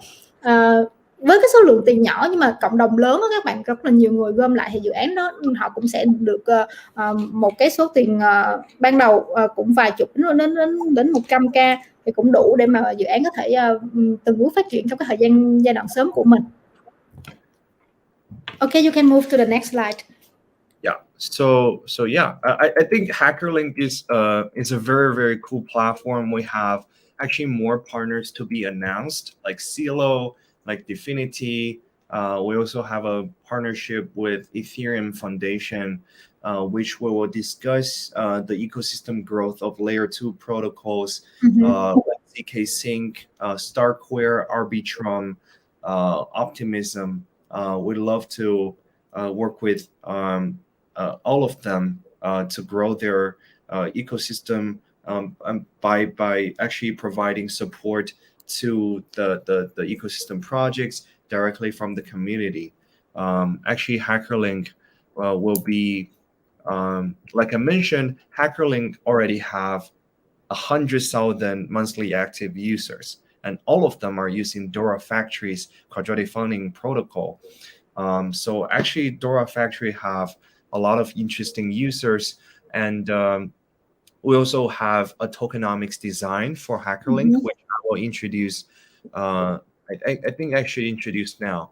So how you can use Dora token to participate in the HackerLink voting system is that you can actually stake your Dora token to a service platform called the Dora ID platform. And we have a service there that we call proof of identity. So by staking Dora, certain amount of Dora, you can have a real on-chain identity in the Dora ecosystem. And especially on HackerLink platform, why it's very important is that there are actually a lot of ways to attack the voting system. Imagine someone who fabricate a lot of fake accounts, fake IDs, fake addresses, and vote for this project. And this project can actually take a lot of the prize pool out. But actually, no one actually voted for them other than themselves, because they fabricated a lot of accounts. So with Dora ID, you need to stake some Dora to get your own like real identity in the HackerLink ecosystem. And when you vote for a project, and many times you see in Geekcoin is that when you vote for a project and this project grow to a more sophisticated stage, they will airdrop their native token back to their early supporters. Like if you interacted with DYDX, or like if you voted for 1 inch on Gitcoin, you must have received a huge amount of airdrop, like which is like a lot compared to the amount that they initially donated. On HackerLink, if you staked Dora into Dora ID, you can have 100 times more voting power than others. Thus, you can receive 100 times more airdrop. Like if this project is planning to airdrop back to their early supporters. So we do have a system design here for Dora ID, and we're talking to like different partners whether they want to use Dora ID as a way of anti-CBO attack or collusion to prevent those kind of attacks in their quadratic funding grants. And I believe like you'll be able to see new Dora ID abled grants on HackerLink soon. Okay, interesting. So to be honest, I also want to ask you about the airdrop on the HackerLink. So you just tell about that. Okay, so I mean that like the people they stack Dora. So for the number of the stacking, the more token they stack, like the higher percentage of the airdrop they can receive. Is correct? Yes. Ok, thì một cái sản phẩm, một cái use case tiếp theo của bên của Dora là các bạn thấy là Dora ID. Thì đối với Dora thì họ có một cái cộng đồng, Dora Hack là một cộng đồng developer, một trong những cộng đồng developer lớn nhất thế giới, và hiện tại họ đang kết hợp với rất là nhiều nền tảng hệ sinh thái khác nhau như Ethereum, Solana, Polygon, và với việc kết hợp với càng nhiều nền tảng hệ sinh thái như vậy á, thì sẽ giúp mở rộng được cái cộng đồng developer ra rất là nhiều, chứ không phải chỉ đơn giản là nằm ở cộng đồng của Ethereum hay mà thôi. Và như hồi nãy Riley có so sánh với việc là các bạn donate cho những dự án ở trên Gitcoin á, thì đối với Dora Factory họ cũng sẽ có cái HackerLink để các bạn donate, và cái sản phẩm mà Dora ID này thì sẽ được hoạt động theo cơ chế là Proof of Identity, là giúp cho các bạn có nghĩa là xác minh được các bạn là những người thật, để mà giảm thiểu được những cái tài khoản account fake mà vào có nghĩa là vào donate, hoặc là những cái tài khoản account fake mà vào set up những cái dự án để mà nhận những cái donate từ mọi người, thì sẽ giảm thiểu được, Dora ID sẽ giảm thiểu được điều đó. Và như hồi nãy á, là Riley nói là khi mà các bạn là một trong những early supporter cho dự án á, các bạn donate một số tiền nhỏ thôi, thật sự là chỉ $1, $2 cũng được. Khi mà bạn donate vào dự án, và khi donate sau này dự án họ airdrop lại, họ airdrop một cái số lượng rất là lớn. Ví dụ như bạn donate $1 thì họ sẽ airdrop lại cho bạn là 100 token đó, và giá trị 100 token đó thì sau này cũng có thể sẽ trở thành $100. Rất là nhiều dự án như vậy luôn các bạn ở trên nền tảng của Gitcoin. Nếu như các bạn donate, và đương nhiên là các bạn phải research kỹ nha, tại vì sẽ không phải là tất cả các dự án khi mà các bạn donate các bạn sau này đều nhận được airdrop. Chỉ khi nào các bạn donate vào những dự án mà tốt á, và họ phát triển lên được và họ phát hành được token á, thì lúc đó họ mới airdrop về cho mình, và token của họ list sàn thì nó mới có giá trị, đúng không nè? Cho nên là chứ không phải là chỉ cần nhắm mắt donate vào hầu hết tất cả các dự án đều sẽ được airdrop. Thì ở trên Dora ID này họ cũng sẽ giúp cho các bạn là xác minh được những cái người mà những cái user tham dự vào đây là những người thật. Và sau đó là có một cái use case rất là hấp dẫn, đó là với việc là nếu như các bạn stack Dora token á, thì cái phần trăm mà airdrop các bạn nhận được sẽ nhiều hơn so với những cái user mà không stack Dora token. Thì cái đây là một trong những cái use case của cái token Dora, giúp cho cái việc là token holder sẽ nắm giữ token nhiều hơn, thay vì cái việc là bán ra trên thị trường, để mà họ có thể nhận được những cái airdrop của những cái dự án khác nhiều hơn so với cái số tiền mà họ donate. Okay, you can move to the next slide. Sure. Yeah, and another really cool ecosystem project actually also come from our recent community grant, Dora Factory Community Grant 1, is Dorayaki. Dorayaki actually is a decentralized media platform for on-chain governance. It is one of the most sophisticated DAO research agency, DAO research DAO, right now. Like they have already covered, I would say, the data here is a little bit outdated. They have covered more than 100 DAO protocols or projects. They will publish research reports on different schemes, and also they have a decentralized research network behind this DAO.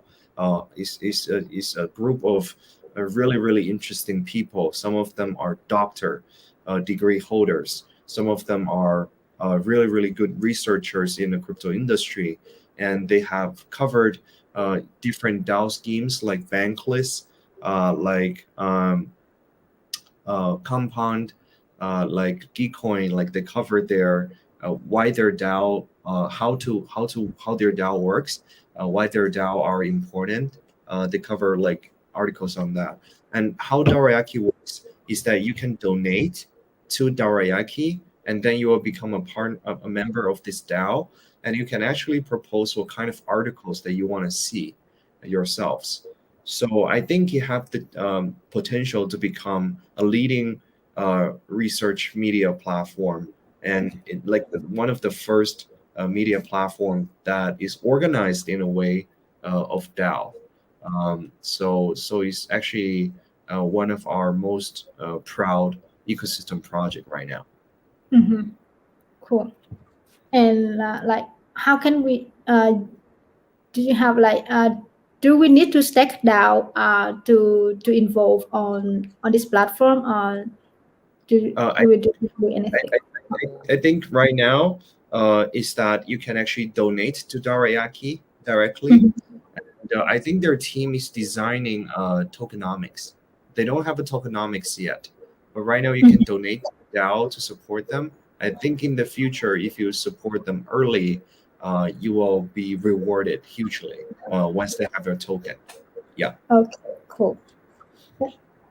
Có một thông tin rất là hữu ích dành cho các bạn. Nãy giờ các bạn hỏi là nên donate vào những dự án nào, thì Steve vừa mới chia sẻ với chúng ta, đó là DAO Rayaki thì là một trong những cái nền tảng gọi là research media đầu tiên mà sử dụng DAO. Thì các bạn thấy là dự án họ hiện tại là những cái số liệu ở đây khá là outdated rồi, và hiện tại họ đã có đâu đó trên 100 DAO protocol cover trên cái nền tảng này, và cũng những cái researcher cho vào trong cái nền tảng này toàn là những người những người đến từ những cái dự án khá là nổi tiếng như là Gitcoin hay là Compound.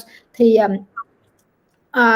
Dora Factory là một trong những cái nền tảng research media đầu tiên sử dụng công nghệ DAO để giúp cho các bạn có thể research và có được những cái thông tin một cái sớm nhất. Và có một cái thông tin khá là hữu ích nữa là các bạn có thể thấy là Riley có hỏi về cái vấn đề là token của DAO Rayaki như thế nào. Thì dự án vẫn đang còn nằm trong cái giai đoạn khá là sớm trong cái việc phát triển. Thì các bạn có thể thấy là các bạn có thể nghiên cứu kỹ hơn về cái DAO Rayaki, và đây cũng là một trong những cái điểm highlight, những cái use cases của Dora. Thì nếu như các bạn là một trong, các bạn có thể tham dự vào trong cái hack link để mà donate cho dự án này, và sau khi mà dự án họ có cái tokenomics, họ phát hành token, thì họ sẽ airdrop lại cho những bạn nào donate sớm, những bạn nào là early supporter cho dự án Dora Factory. Okay, you can move to the next slide. Yeah. We also have an auction platform called Pentalaunch. Pentalaunch is developed by our community developer Goda Takeshi.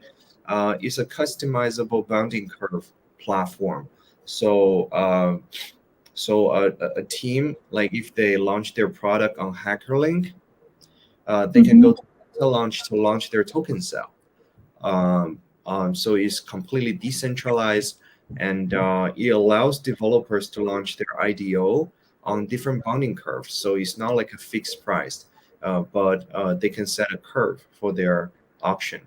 And it's completely decentralized. Everyone can use it, and many interesting projects have launched their token sale on Pentalaunch, including like WeStarter. WeStarter is 4B's IDO platform, and we have like different auctions coming up every week.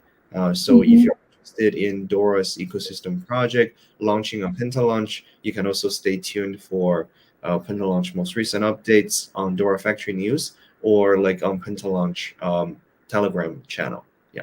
Wow. So like now at the moment, like we have the full ecosystem. Like I saw on the slide, like we can use like Dora ID to identity the people to join the whitelist, and for some of the project they join on the hacker link. When they release the token and they want to have the public sale, they can join on the beta launch to have okay, cool. Thì các bạn thấy là một cái sản phẩm tiếp theo của Dora Factory đó chính là beta launch.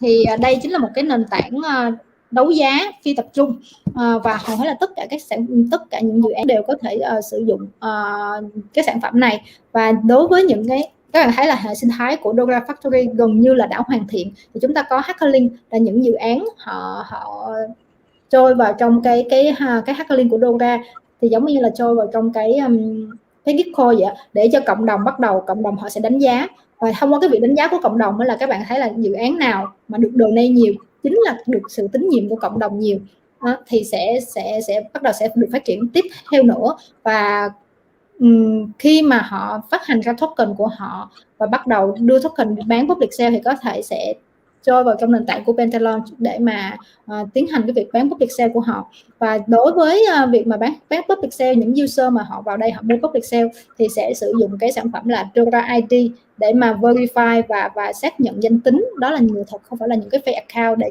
trôi vào những cái whitelist để mà có thể tham dự vào những cái đợt bán token sale trên nền tảng của beta launch. Okay, you can move to the next slide. Yeah, I think that's pretty much it of the Dora Factory that I wanna share. So, like I mentioned, actually, HackerLink is a platform incubated by Dora Hacks, and have a lot of new partnerships to be announced. Like I mentioned, Zillow, Algorand, Definity, IoTex. So we're welcoming more partners to work with us. So like, if you are let's just say if you're a Vietnamese-based project and you want to launch your grant program to the developers, we actually welcome you to work with us, and we can support you on HackerLink. And also, like, if you are a new project, you're looking for participate in the grants of Polygon, of Solana, of BSC, you can also try to join the grant programs that we are organizing right now. You can find the Harmony, Platon, Polygon grants right now, so you can actually join those grants and receive some funding directly from the community. Okay, really cool. Like at the moment, like Dora Factory, you guys have like kind of full ecosystem for the developer who want to have the fundraising and who want to attract, and also then can launch in the project and have the token sale on the beta launch as well. Thì các bạn thấy là về cái hệ sinh thái của Dora Factory là hiện tại đã khá đầy đủ. Dora Factory họ nãy giờ Riley cũng có thấy là một số bạn hỏi về cái target customer, cái target audience của Dora Factory là gì. Các bạn thấy là hình dung là từ đầu đến cuối thì Dora Factory họ đang tập trung vào phát triển cái hệ sinh thái của họ, phục vụ sản phẩm dành cho những cái developer. Thì đối với những developer họ phát triển cái sản phẩm của mình, có những cái idea, những ý tưởng, thì họ sẽ chuyên môn hóa vào cái việc mà phát triển sản phẩm của mình và sẽ sử dụng những cái DAO ở trong cái service của Dora Factory. Và bên cạnh đó, với những cái dự án mà mới thì họ sẽ có thể tham gia vào trong cái Hackerlink để mà sẽ được donate và sẽ được grant từ những cái dự án cũng như là từ những cái người dùng ủng hộ cho họ trong cái thời gian sớm. Và sau đó khi mà họ phát hành token và tham dự vào launching token của họ ra cộng đồng, thì cậu cũng có thể sử dụng beta launch để mà mở những đợt bán token sale và launching token ra cộng đồng. Thì thật sự đối với blockchain của chúng ta, cái vấn đề về cộng đồng nó rất là quan trọng, và tại vì tất cả mọi thứ nó đều diễn ra on chain và tất cả mọi thứ nó đều được quyết định và được support bởi cộng đồng. Tại sao Bitcoin lại tồn tại gần như hơn 10 năm đến nay và mọi người đã nói Bitcoin là scam, mà nhưng cho đến thời điểm này thì Bitcoin vẫn tồn tại, đó chính là cái cộng đồng ủng hộ Bitcoin cũng khá là lớn. Và chúng ta thấy một cái vấn đề nữa là Ethereum là một cái nền tảng blockchain khá là già cỗi, nhưng tại sao hầu hết tất cả các dự án lại đều build trên Ethereum? Cái vấn đề cộng đồng, các bạn có thể thấy là cái cộng đồng developer của Ethereum là một trong những cộng đồng nhà phát triển lớn nhất hiện nay. Và cái số lượng cộng đồng support họ rất là đông, cho nên là với những cái vấn đề mặc dù là phí gas rất là cao và cái độ trễ của network nó rất là lớn, tuy nhiên hầu hết các dự án họ đều xây dựng trên Ethereum, là vấn đề là hiện tại cộng đồng trên Ethereum và cái traffic trên Ethereum rất là lớn. Và bây giờ thì Dora Factory họ sẽ có những cái nơi gọi là tập hợp tất cả những Dora Hack là một cái cộng đồng developer lớn nhất, họ sẽ tập hợp lại tất cả những cái developer ở nhiều nền tảng, nhiều hệ sinh thái lại với nhau để mà hỗ trợ tất cả những cái dự án, những cái developer có thể triển khai được những cái ý tưởng, những cái dự án của mình thông qua hệ sinh thái của Dora Factory. Okay, thank you very much for your information about Dora Factory. So I think it's really good platform for the developer and can support a lot of developers to deploy their idea from the beginning. Yeah, totally. I think that's most what I want to share. And let's see if you have any questions from the community, like we can discuss more. Yeah. Okay, so we have some questions from the community. Let's see. Or like what are some of the Yeah, you see. So yeah, how do you solve the high gas fee issue for virtual bridge connecting Polkadot and Ethereum? That's actually a very good question. This is actually a problem that needs to be fixed by the Polkadot team, like the parity team.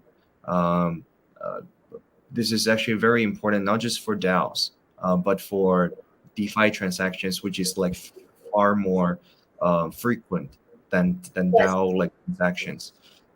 So right now, actually, like I mentioned, cross-chain assets bridging and cross-chain asset storage is very important. This is actually one of the crucial problems that Polkadot is trying to tackle right now. But I think that the high gas price won't be fixed so soon, because like it's native to Ethereum community. Once the Ethereum transaction is congested, like there's a lot of traffic, inevitably the gas price will be pretty high. So Dora is really trying to seek like some solutions. Like for Ethereum native assets, we can use Polygon or other EVM compatible chains, which enables high performance, fast, frictionless transactions. I think one of the solutions that might be there is some of the L2s, some of the layer 2s protocols that actually, like Geekcoin is using ZK Sync. A lot of protocols are using Arbitrum optimism. So maybe like that will save the gas fee. But when it comes to the virtual bridge between Polkadot and Ethereum, actually the technology is not so mature right now. So actually we don't see a very, I think, reliable solution right now. So the communication between Polkadot and Ethereum is not live yet. So, but I think this problem will be fixed in the near future. Sure. And Dora will leverage like a really reliable solution instead of like building one ourselves. Like we see that at the moment we can call Ethereum either the blockchain 2 generation, and the rest is the blockchain 3rd generation, and all of the 3rd generation is solve the problem of the Ethereum about like the gas fee and also about the speed of the network. But and now because of the traffic on the Ethereum is kind of big, and most of the project built on Ethereum. So that's the reason why we have some of the virtual bridge to the Ethereum to the other blockchain. And even though all of the fees from the 3rd generation blockchain is really cheap, but we also have to pay for the native token from the Ethereum. That makes the fees is higher, not just because of the Polkadot or Solana on here, but this is because of the Ethereum. The fees charged for the Ethereum. So I think it's also really hard to solve this problem. And now we just wait for the Ethereum. They solve their own problem on this one. Exactly. Yeah. có một bạn hỏi về cái vấn đề là làm sao để mà giải quyết được vấn đề mà phí gas cao giữa khi mà các bạn chuyển sử dụng những cái gọi là cái cầu ảo á. Thì hiện tại cái vấn đề blockchain đang diễn ra và các bạn thấy là hầu hết tất cả các hệ sinh thái họ đều sẽ có những cái cầu nối từ Ethereum qua trên cái hệ sinh thái. Nia cũng có cái Rainbow Bridge, rồi Polkadot cũng có cầu, rồi Solana cũng có, nhưng mà có một cái vấn đề nhức nhối là cái phí để mà các bạn chuyển từ Ethereum qua bên một cái hệ sinh thái thứ ba đó là rất là mắc. Và giải quyết như thế nào thì hầu hết những cái vấn đề đó sẽ khó mà giải quyết bởi bản thân của những cái hệ sinh thái mới, bởi vì cái vấn đề đang nằm ở Ethereum. Thì các bạn thấy là khi mà các bạn chuyển bridge từ Ethereum qua thì cái phí gas các bạn đang phải trả là bạn đang base cho cái network của Ethereum. Thì để mà giải quyết được vấn đề này thì hiện tại khó mà giải quyết được, chỉ trừ khi là chúng ta phải chờ đợi Ethereum họ giải quyết được cái vấn đề của chính bản thân họ để mà giảm được cái phí gas xuống. Thì có một cái giải pháp nữa cho các bạn là các bạn có thể sử dụng những cái sidechain của Ethereum hoặc là những cái EVM, những cái EVM của Ethereum như là sidechain như là Polygon thì là một cái sidechain của Ethereum, và Aurora là một cái dự án của Nia Protocol thì họ là sử dụng cái cơ chế là EVM compatible cho Ethereum. Thì đối với việc sử dụng những cái sidechain và những cái EVM đó thì sẽ hỗ trợ được việc là bạn sẽ giảm được chi phí khi mà bạn bridge qua được những cái nền tảng hệ sinh thái khác. Và một cái điểm sẵn nói với Aurora thì PR một xíu luôn thì so với những cái sidechain và những cái EVM khác, Aurora khá là đặc biệt bởi vì nó khá là đơn giản cho người dùng, bởi vì cái NFT token mà Aurora sử dụng lại là Ethereum luôn. Thì nó sẽ chuyên về bên mảng technology một chút xíu, là các bạn hình dung là khi mà các bạn muốn chuyển từ Ethereum qua Polygon thì các bạn bắt buộc phải có đồng Matic, thì nó cũng sẽ phức tạp một bước cho các bạn, cho những cái user, đặc biệt là những user mới trong cái lĩnh vực blockchain. Nhưng mà đối với Aurora thì họ sẽ sử dụng luôn cái đồng token là Ethereum để mà bridge được từ bên Ethereum qua Aurora, rồi các bạn có thể từ Aurora các bạn tại vì Aurora nó là một cái nền tảng EVM compatible cho Ethereum thì bạn có thể bridge được qua Polkadot hoặc là Ethereum. Thì đó là một trong những giải pháp có thể giúp được việc là bạn giảm được cái chi phí chuyển đổi. Tôi có một cái câu hỏi khá hay của một cái bạn là Thân Ngọc Hoàng, bạn ấy hỏi về cái vấn đề là bảo mật. Thì đối với hầu hết những cái nền tảng DAO, những dữ liệu trên DAO thì việc bảo mật luôn luôn là một trong những cái vấn đề nhức nhối nhất. Thì bây giờ Dora Factory sẽ giải quyết về vấn đề này như thế nào? Okay, I have one question of really interesting. He asked about the security. So we all know that the security is the most important in the DAO. So for the DAO maker, for the Dora Factory, do you have any idea and also solution to improve the security of the DAO on the Dora Factory?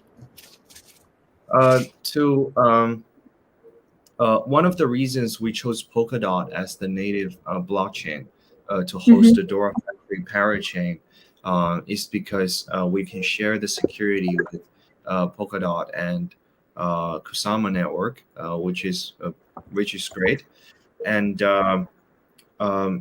actually, like, to improve the security of the DAOs, I think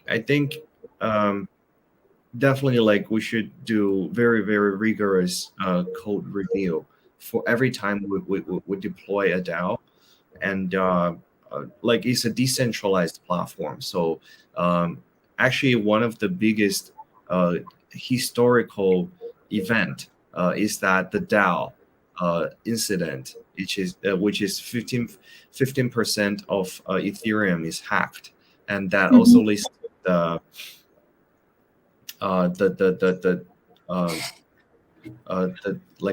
the current Ethereum network and is diverted from the old Ethereum Classic network.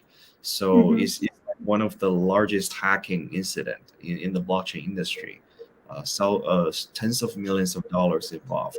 So I think definitely, like, because they will be using different palettes developed by developers building on Dora Factory. When the palette is deployed on Dora Factory network, we will help the developer conduct really rigorous code review to make sure that at least on our level, like this palette is secure. So when people like using this tool, there won't be any problems related to that. But yeah, like you can see in the past few months, a lot of the cross-chain solutions, like chain swap and like different protocols are hacked. So there's definitely a lot of challenges that we face. But I think we want to remain optimistic in this part. And how do you think about we use the other parties to support on the audit? And like, do you think that any audit solution for the security? Yeah. So yeah, I think it would be really cool for the community to participate in the auditing process. It's because like also one of the really popular story recently is that Sam from Paradigm Capital, I think he solved, he find a problem native to the Miso. Like Miso is the IDO platform for sushi. He solved like a huge problem in the protocol that may cause the leak of like hundreds of millions of dollars. So also after that, Sushi rewarded this white hat hacker at Paradigm Capital $1 million as bounty rewards. So yeah, I think in the future there will be more white hat hackers who can help projects find problems in their protocols, and the projects definitely should reward him for preventing huge financial losses. So yeah, I think auditing is definitely very important. There's definitely risk involved in like toying with different DeFi or DAO protocols, is definitely because you never know when the hacker will tackle that.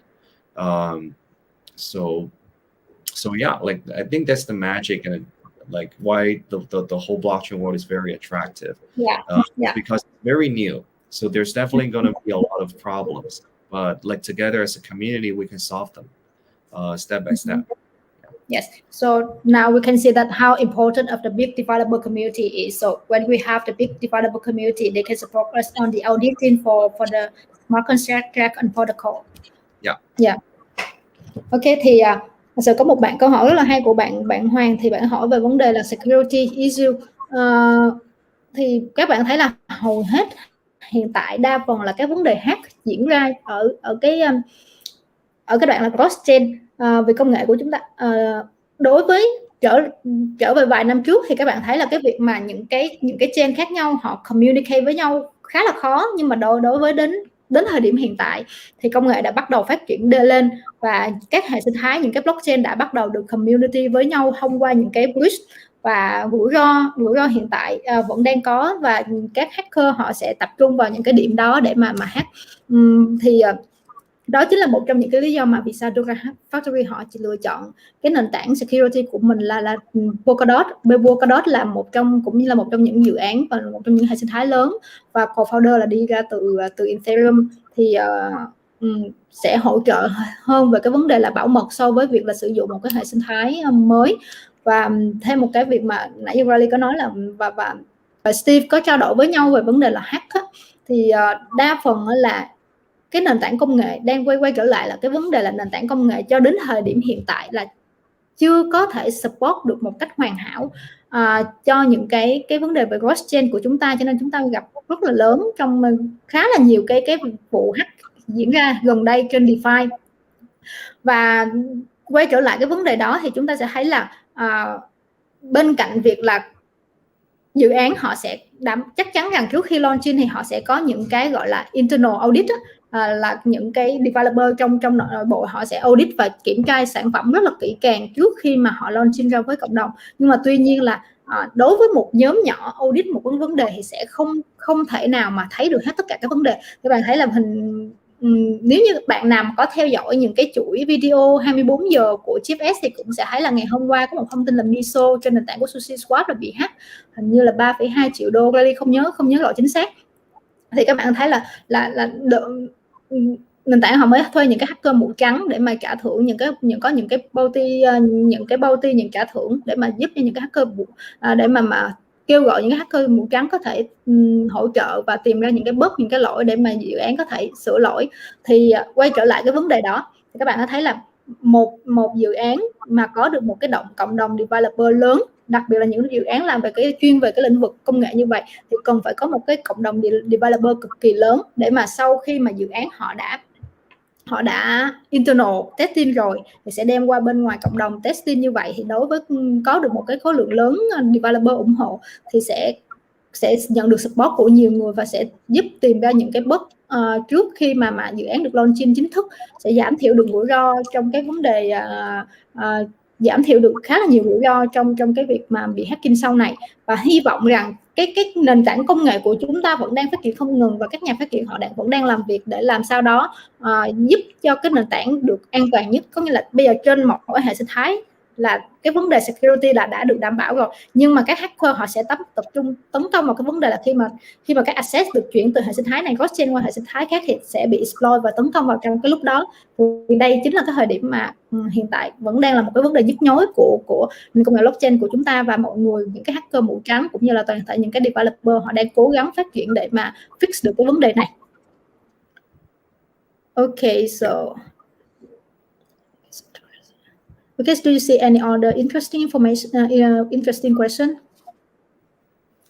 Okay, I saw this one. So you see that one asking about the competitor.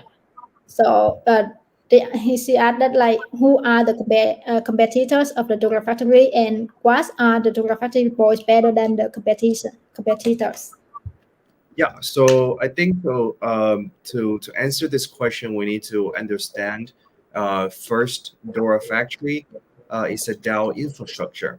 We're building a blockchain to host all the DAOs, and also like there are a lot of really famous DAO projects that they're actually DAO themselves. So they're actually the DAOs like we're planning to support. So I think on the infrastructure level, there are some projects like Aragon, Colony, like they're all trying to build a full stack DAO solution to potential DAO builders and DAO users. But they are actually, I think they have their own problems. Many of them are Ethereum based, so they still suffer a lot of the problem that Ethereum have. And many of the projects only provides limited amount of DAO schemes like simple voting, simple arbitration, and all that. So I really don't think like they should be the representative of the DAO industry, because when you come to DeFi, you have Uniswap, which are awesome projects. And if you come to NFT, there's OpenSea, and there's like a Crypto Ape. They're all like leading projects. When it comes to DAO, but you cannot find a really leading DAO infrastructure. I really don't want to admit that Aragon is the best DAO infrastructure. So yeah, on the application side or on the ecosystem project side, you can see that Daorayaki is competing with Bankless. There are all like decentralized media platforms. HackerLink is competing with Geekcoin, which one is providing service to Ethereum community, one is providing service to multi-chain community. So you can see that actually Dora Factory is aiming to become the multi-chain DAO infrastructure. And on Dora Factory blockchain and in Dora Factory ecosystem, you can find all the cool DAO schemes that are about to actually provide really unique DeFi DAO services to the community. So I really don't see any strong competitor for Dora. We are more like competitor for ourselves, which we need to become the best DAO infrastructure in the future. Yeah. Okay, thank you. Có một bạn hỏi về việc là đối thủ cạnh tranh của Dora Factory là ai, và Dora Factory thì sẽ có những cái điểm nào nổi bật hơn so với đối thủ cạnh tranh. Thì theo như Steve chia sẻ thì thực sự hiện tại các bạn hình dung là Dora Factory họ làm về cái vấn đề là tạo một cái cơ sở hạ tầng infrastructure for DAO, một cái cơ sở hạ tầng để mà hỗ trợ xây dựng DAO. Thì vẫn chưa thấy một cái đối thủ cạnh tranh nào làm về cái lĩnh vực này. Và bởi là hầu hết là các bạn thấy là hầu hết là đa phần là các dự án là họ đều có sẵn trên bản thân có dự án là đều có sẵn DAO, chứ không phải là một cơ sở hạ tầng để mà xây dựng nên DAO. Hình dung nó khác nhau hoàn toàn, là cái dự án là họ xây dựng một cái DAO cho riêng họ để phục vụ cho hệ sinh thái của họ, còn Dora Factory là họ xây dựng nên một cái cơ sở hạ tầng DAO để mà các dự án khác có thể sử dụng những cái service của Dora Factory, những sử dụng service trong DAO của Dora Factory. Thì một số người có thể so sánh dự án Dora Factory ngang bằng với như là xem so sánh cái business model của Dora Factory gần giống như là Auron hay là Colony, nhưng mà đối với Steve thì lại chia sẻ là họ cảm thấy là bên Dora Factory là phát triển rộng hơn và họ có nhiều dịch vụ hơn. Thì các bạn hãy hình dung là như hồi nãy có chia sẻ là đối với về cái đối thủ cạnh tranh thì về Hackerlink á, nếu như Dora Factory họ có sản phẩm Hackerlink á, thì đối thủ cạnh tranh sẽ là Gitcoin. Tuy nhiên là Gitcoin chỉ hỗ trợ cái nền tảng của Ethereum thôi, còn Hackerlink thì lại sử dụng hỗ trợ nền tảng của đa hệ sinh thái. Thì cái vision của Dora Factory là các bạn thấy là khi mà bây giờ đối với những từng làn sóng như ban đầu là Steve có chia sẻ là sắp tới là chúng ta sẽ có 3 làn sóng, gọi là ba cái chủ đề nổi trội nhất trong cái lĩnh vực blockchain. Thì đầu tiên là DeFi. Thì khi nhắc đến DeFi là mọi người sẽ nghĩ ngay và nhớ ngay đến Uniswap. Tiếp theo là NFT. Khi nhắc đến NFT mọi người sẽ nghĩ ngay và nhớ ngay đến OpenSea, một cái marketplace khá là lớn trong về lĩnh vực NFT. Và thứ ba, bây giờ nếu như khi chúng ta nói về vấn đề DAO, chúng ta nói về infrastructure của DAO, thì mọi người Steve muốn là mọi người sẽ nghĩ ngay về Dora Factory. Đó là cái tham vọng của dự án. Và cái điểm nổi trội của Dora Factory so với những đối thủ cạnh tranh khác đang làm về cái lĩnh vực này thì thật sự chỉ cho đến thời điểm hiện nay thì chỉ có Dora Factory là có thể hỗ trợ được multi-chain, có nghĩa là đa chuỗi. Họ sẽ hỗ trợ rất là nhiều, như từ Solana, Polygon đến Polkadot, tất cả rất là nhiều hệ sinh thái đều được hỗ trợ trên nền tảng của Dora Factory, chứ không phải chỉ là đơn thuần là Ethereum mà thôi. Thì nó sẽ hỗ trợ xây dựng cộng thêm được cái cộng đồng dev rất là lớn của Dora Hack, có thể hỗ trợ được dự án xây và giúp đi dự án có thể xây dựng được và mở rộng được hệ sinh thái của mình. Okay, I think it's also really late now, so we can move to the last question for the event today. So, do you see any interesting questions? Okay, let me say, like we have a lot of questions at the moment. They're good questions. Yeah. So, do you see any? If you see any good question, you can read it out loud, or you can click on the show to show it on the screen.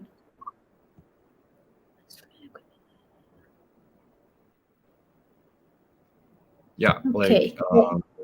Like, did you see all your own question? You want to answer this question? Oh yeah, like every project has strengths and weaknesses. Limitation. I need to focus on development to improve its performance. I can see actually a lot of the community members are asking why our TG group is sort of silent, and I really want to like focus on this part. So Dora Factory team is actually very down to earth. So we have been focusing on product development, preparing for really good partnerships and new rounds of fundraise, and key product operation, ecosystem incubation. And we actually have a lot of good news to release to the community recently, including like I just mentioned to Vietnamese community a few days ago, we have a new round of fundraise incoming. We have new listing plans recently, and we're also like launching new partnerships and our products. There are 8 new ecosystem projects coming out of Dora Factory Community Grant 1, and we have Community Grant Round 2 launching right after, I think, this week. So there are a lot of good news that we want to share. So Also, like I can see some community members asked about the Kusama and Polkadot slot auction. We already have some official partnership with Parity team and the Polkadot team officially, but we will announce it in a while. That we are on the direction of deploying a Kusama parachain, and we are designing the tokenomics and getting ready for the technical side. When we're ready, we'll definitely let everyone know about that. So yeah, I think right now is a really good time to support Dora if you're interested. And I really don't. I really like could see I think really good progress to be updated to the communities in the next few months. And also like we're a team with long-term vision. We plan to build Dora Factory and the whole Dora ecosystem in the next few years. So we see this as a long-term effort. We also want to focus on a long-term value. We really want to contribute more on the DAO sector by actually providing a strong infrastructure, but also nurturing a strong ecosystem where you can find next generation leading DAO projects in the Dora Factory ecosystem. So yeah, I'm personally very optimistic, and I would love to share more to the community in different channels in the future. Yeah, that's why I say that you got a lot of marketing activity these days, and this can answer the question like why after the launching last time, Dora Factory is kind of quiet, and now you guys make a noise now after you already finished all of the partnership building your product, and now also prepare for some of the good news coming in the future. It's really cool, and it's really good to update to the community at now. Okay, so Steve, trước khi mà chúng ta kết thúc cái buổi event ngày hôm nay thì Steve có chia sẻ là có một số rất là nhiều cộng đồng hỏi về dự án là tại sao dự án lại khá im lặng một khoảng thời gian rất là dài sau cái đợt mà launching, đợt mà bán token sale vừa rồi tới hiện nay. Thì Steve có chia sẻ là hiện tại là thời gian vừa qua thì dự án họ tập trung vào việc là họ build sản phẩm, họ xây cái sản phẩm của mình, và cũng như là làm việc với những cái đối tác để mà hỗ trợ ra mắt những cái sản phẩm mới và xây dựng những cái cộng đồng developer của họ. Và thì vào cái thời điểm mà ra mắt cộng đồng thì Dora Factory lúc đó là một dự án tương đối mới so với cộng đồng crypto, và họ chỉ mới bắt đầu phát triển Dora trên cái nền tảng Substrate từ cuối tháng 4 2020 thôi. Thì lúc đó thì các bạn có thể thấy là những cái thời gian đầu khi mà đưa ra thì bạn thấy là nếu các bạn check ở trên website thì cái lượng backer của Dora Factory khá là nhiều. Thì thật sự không thể nào đối với cái lượng backer như vậy mà dự án lại và Dora Factory cũng nhận được grant của từ Web3 Foundation, thì một dự án như vậy thì sẽ không phải thể nào là bị bỏ dở giữa chừng. Thì họ im lặng một khoảng thời gian từ cái đợt launching từ đợt tháng 4 cho đến đây là để tập trung vào việc là xây dựng sản phẩm cũng như là gây dựng những cái mối quan hệ của mình, tập trung vào việc mà phát triển những mối quan hệ với những cái đối tác để mà đưa ra mắt những cái sản phẩm và những cái launching lớn sắp tới.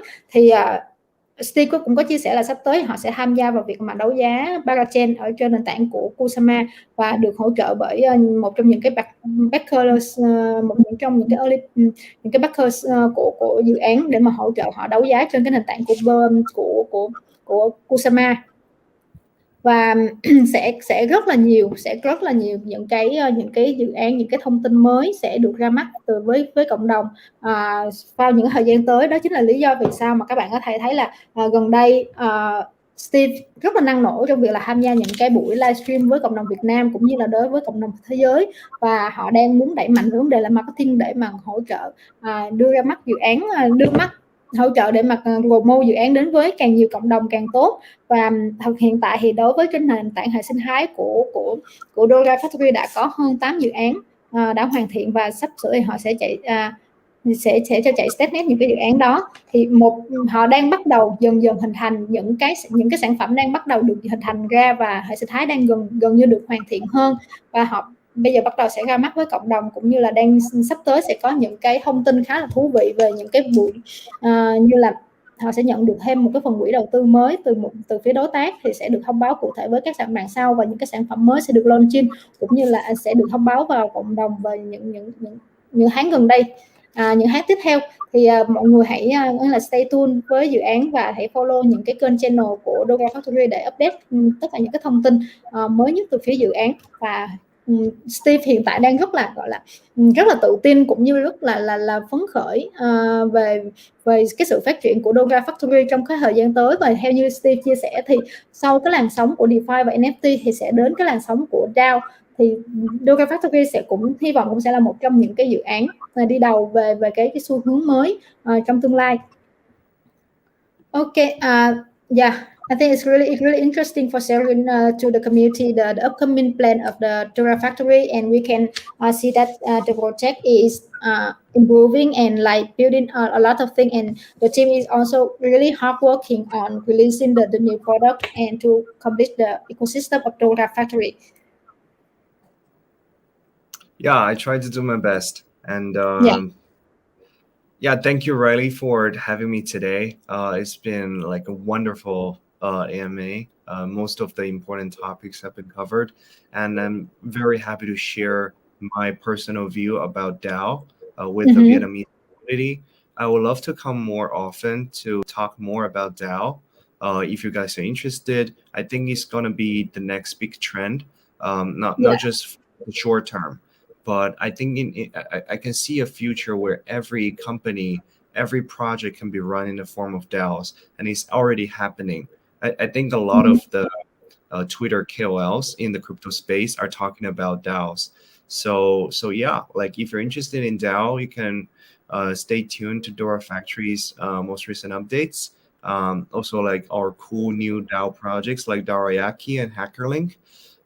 You can try to vote for the projects you like on HackerLink. You can also support the researchers at Darayaki, and there are many more interesting projects that haven't have the chance to introduce yet. There's a decentralized university project called Alexandria. There is a decentralized event organization DAO called La DAO. Like there are all new DAO projects in Dora Factory ecosystem. And if you're interested to join a DAO or build a DAO yourself, you can also reach out to us to see how we can support you guys. Yeah. So like, and also we're looking forward for some of the hackathon from Dora Factory to organize for the Vietnamese developers, so they can trying to join the hackathon and to show their ability. And once again, thank you very much. And to be honest, like I told you before, like DAO is not the new topic. It's the old one, and the people they saw it many ways, but most of them don't really understand about what it is and how it works and why it's important in its project. And like at the moment, most of the project they have their own DAO, but like we don't have any project like building the infrastructure for DAO, and it's also really difficult for the developer. Then they building their project and they have the idea, but they don't have the experience on building the DAO for themselves. So it will be really good for them to go to use the service from the other project which have the DAO as a service. It will be much easier for them to doing this. Yeah. Totally. And yeah, thank you very much for your joining the event today. No worries. I would love to come more often. Always happy to talk with Vietnam community. Yeah. Ok, thì trước khi kết thúc chương trình thì Steve cũng có chia sẻ với chúng ta là anh ấy tin rằng cái làn sóng tiếp theo sau NFT thì chính là làn sóng của DAO, và hiện tại hầu hết các dự án họ đều có một cái gọi là họ đều xây dựng cái DAO cho riêng mình, nhưng mà rất là ít dự án họ làm về cái vấn đề là xây dựng một cái cơ sở hạ tầng cho DAO. và để mà giúp cho các developer họ có thể tập trung chuyên môn hóa vào cái lĩnh vực của họ. Và những bạn nào mà không có kinh nghiệm trong việc mà xây dựng cái DAO cho cái hệ sinh thái của riêng mình thì lúc đó họ có thể đi đến dự án của Dora Factory để mà sử dụng những cái dịch vụ trong Dora Factory. Thì theo như chia sẻ trong suốt cái event ngày hôm nay thì các bạn có thể thấy là DAO họ đang phát triển rất là nhiều sản phẩm. Nếu như mà các bạn yêu thích và các bạn muốn ủng hộ những cái dự án sớm, mình muốn là một trong những cái early supporter cho những dự án thì các bạn có thể cho vào hacker link để mà donate cho những cái dự án đó, và chúng ta có thể có cơ hội nhận được những airdrop khi mà donate cho những cái dự án chất lượng. Và nếu như các bạn muốn ủng hộ cho những cái researcher hiện tại thì các bạn có thể cho vào trong cái nền tảng của Dora để mà ủng hộ cho những cái researcher như vậy. Thì sắp tới nữa Dora Factory sẽ có rất nhiều những cái good news mới launching ra với mọi người, và sẽ có nhiều sản phẩm nữa sẽ ra mắt với cộng đồng. Và một lần nữa thì Steve rất là hy vọng sẽ có thể trở lại với cộng đồng Việt Nam của chúng ta để mà chia sẻ rõ hơn về cái đề tài là DAO. Thực sự anh ấy cũng chia sẻ là mọi người sẽ biết rất là nhiều về DAO, nhưng mà thật sự DAO cái bản chất của nó là như thế nào và cái cách thức hoạt động của nó ra sao thì mọi người cũng có thể là hầu như là cũng chưa hiểu được hết sâu sắc. Thì Riley cũng hy vọng là với những cái thông tin truyền tải của nội dung ngày hôm nay thì giúp mọi người có thể hiểu rõ được cái bản chất của DAO, the decentralized autonomous organization là gì, và tại sao chúng ta lại cần có DAO, và nó sẽ hoạt động như thế nào trong một cái hệ sinh thái của một dự án. Ok, trước khi mọi người có thể giúp Riley là say bye bye với lại khách mời của chúng ta ngày hôm nay, và cảm ơn anh đã cho chúng ta rất nhiều những cái thông tin rất là bổ ích về dự án cũng như là về cái đề tài là building an open on-chain governance hôm nay. Okay, thank you very much for your joining the event today, and hope that we can organize another event to welcome you to the Vietnam community and to discuss more about the DAO topic. Yeah, next time when you talk about DAO, like make sure you invite me to join your channel. Okay, thank you very much for your time today. Cảm ơn mọi người rất là nhiều. Mọi người có thể say bye bye với khách mời của chúng ta, và chúc mọi người có một buổi tối vui vẻ và chúc mọi người ngủ ngon. Ok, bye bye mọi người. Really sẽ turn off cái livestream của mình ở đây nha. Ok, bye bye mọi người, chúc mọi người ngủ ngon.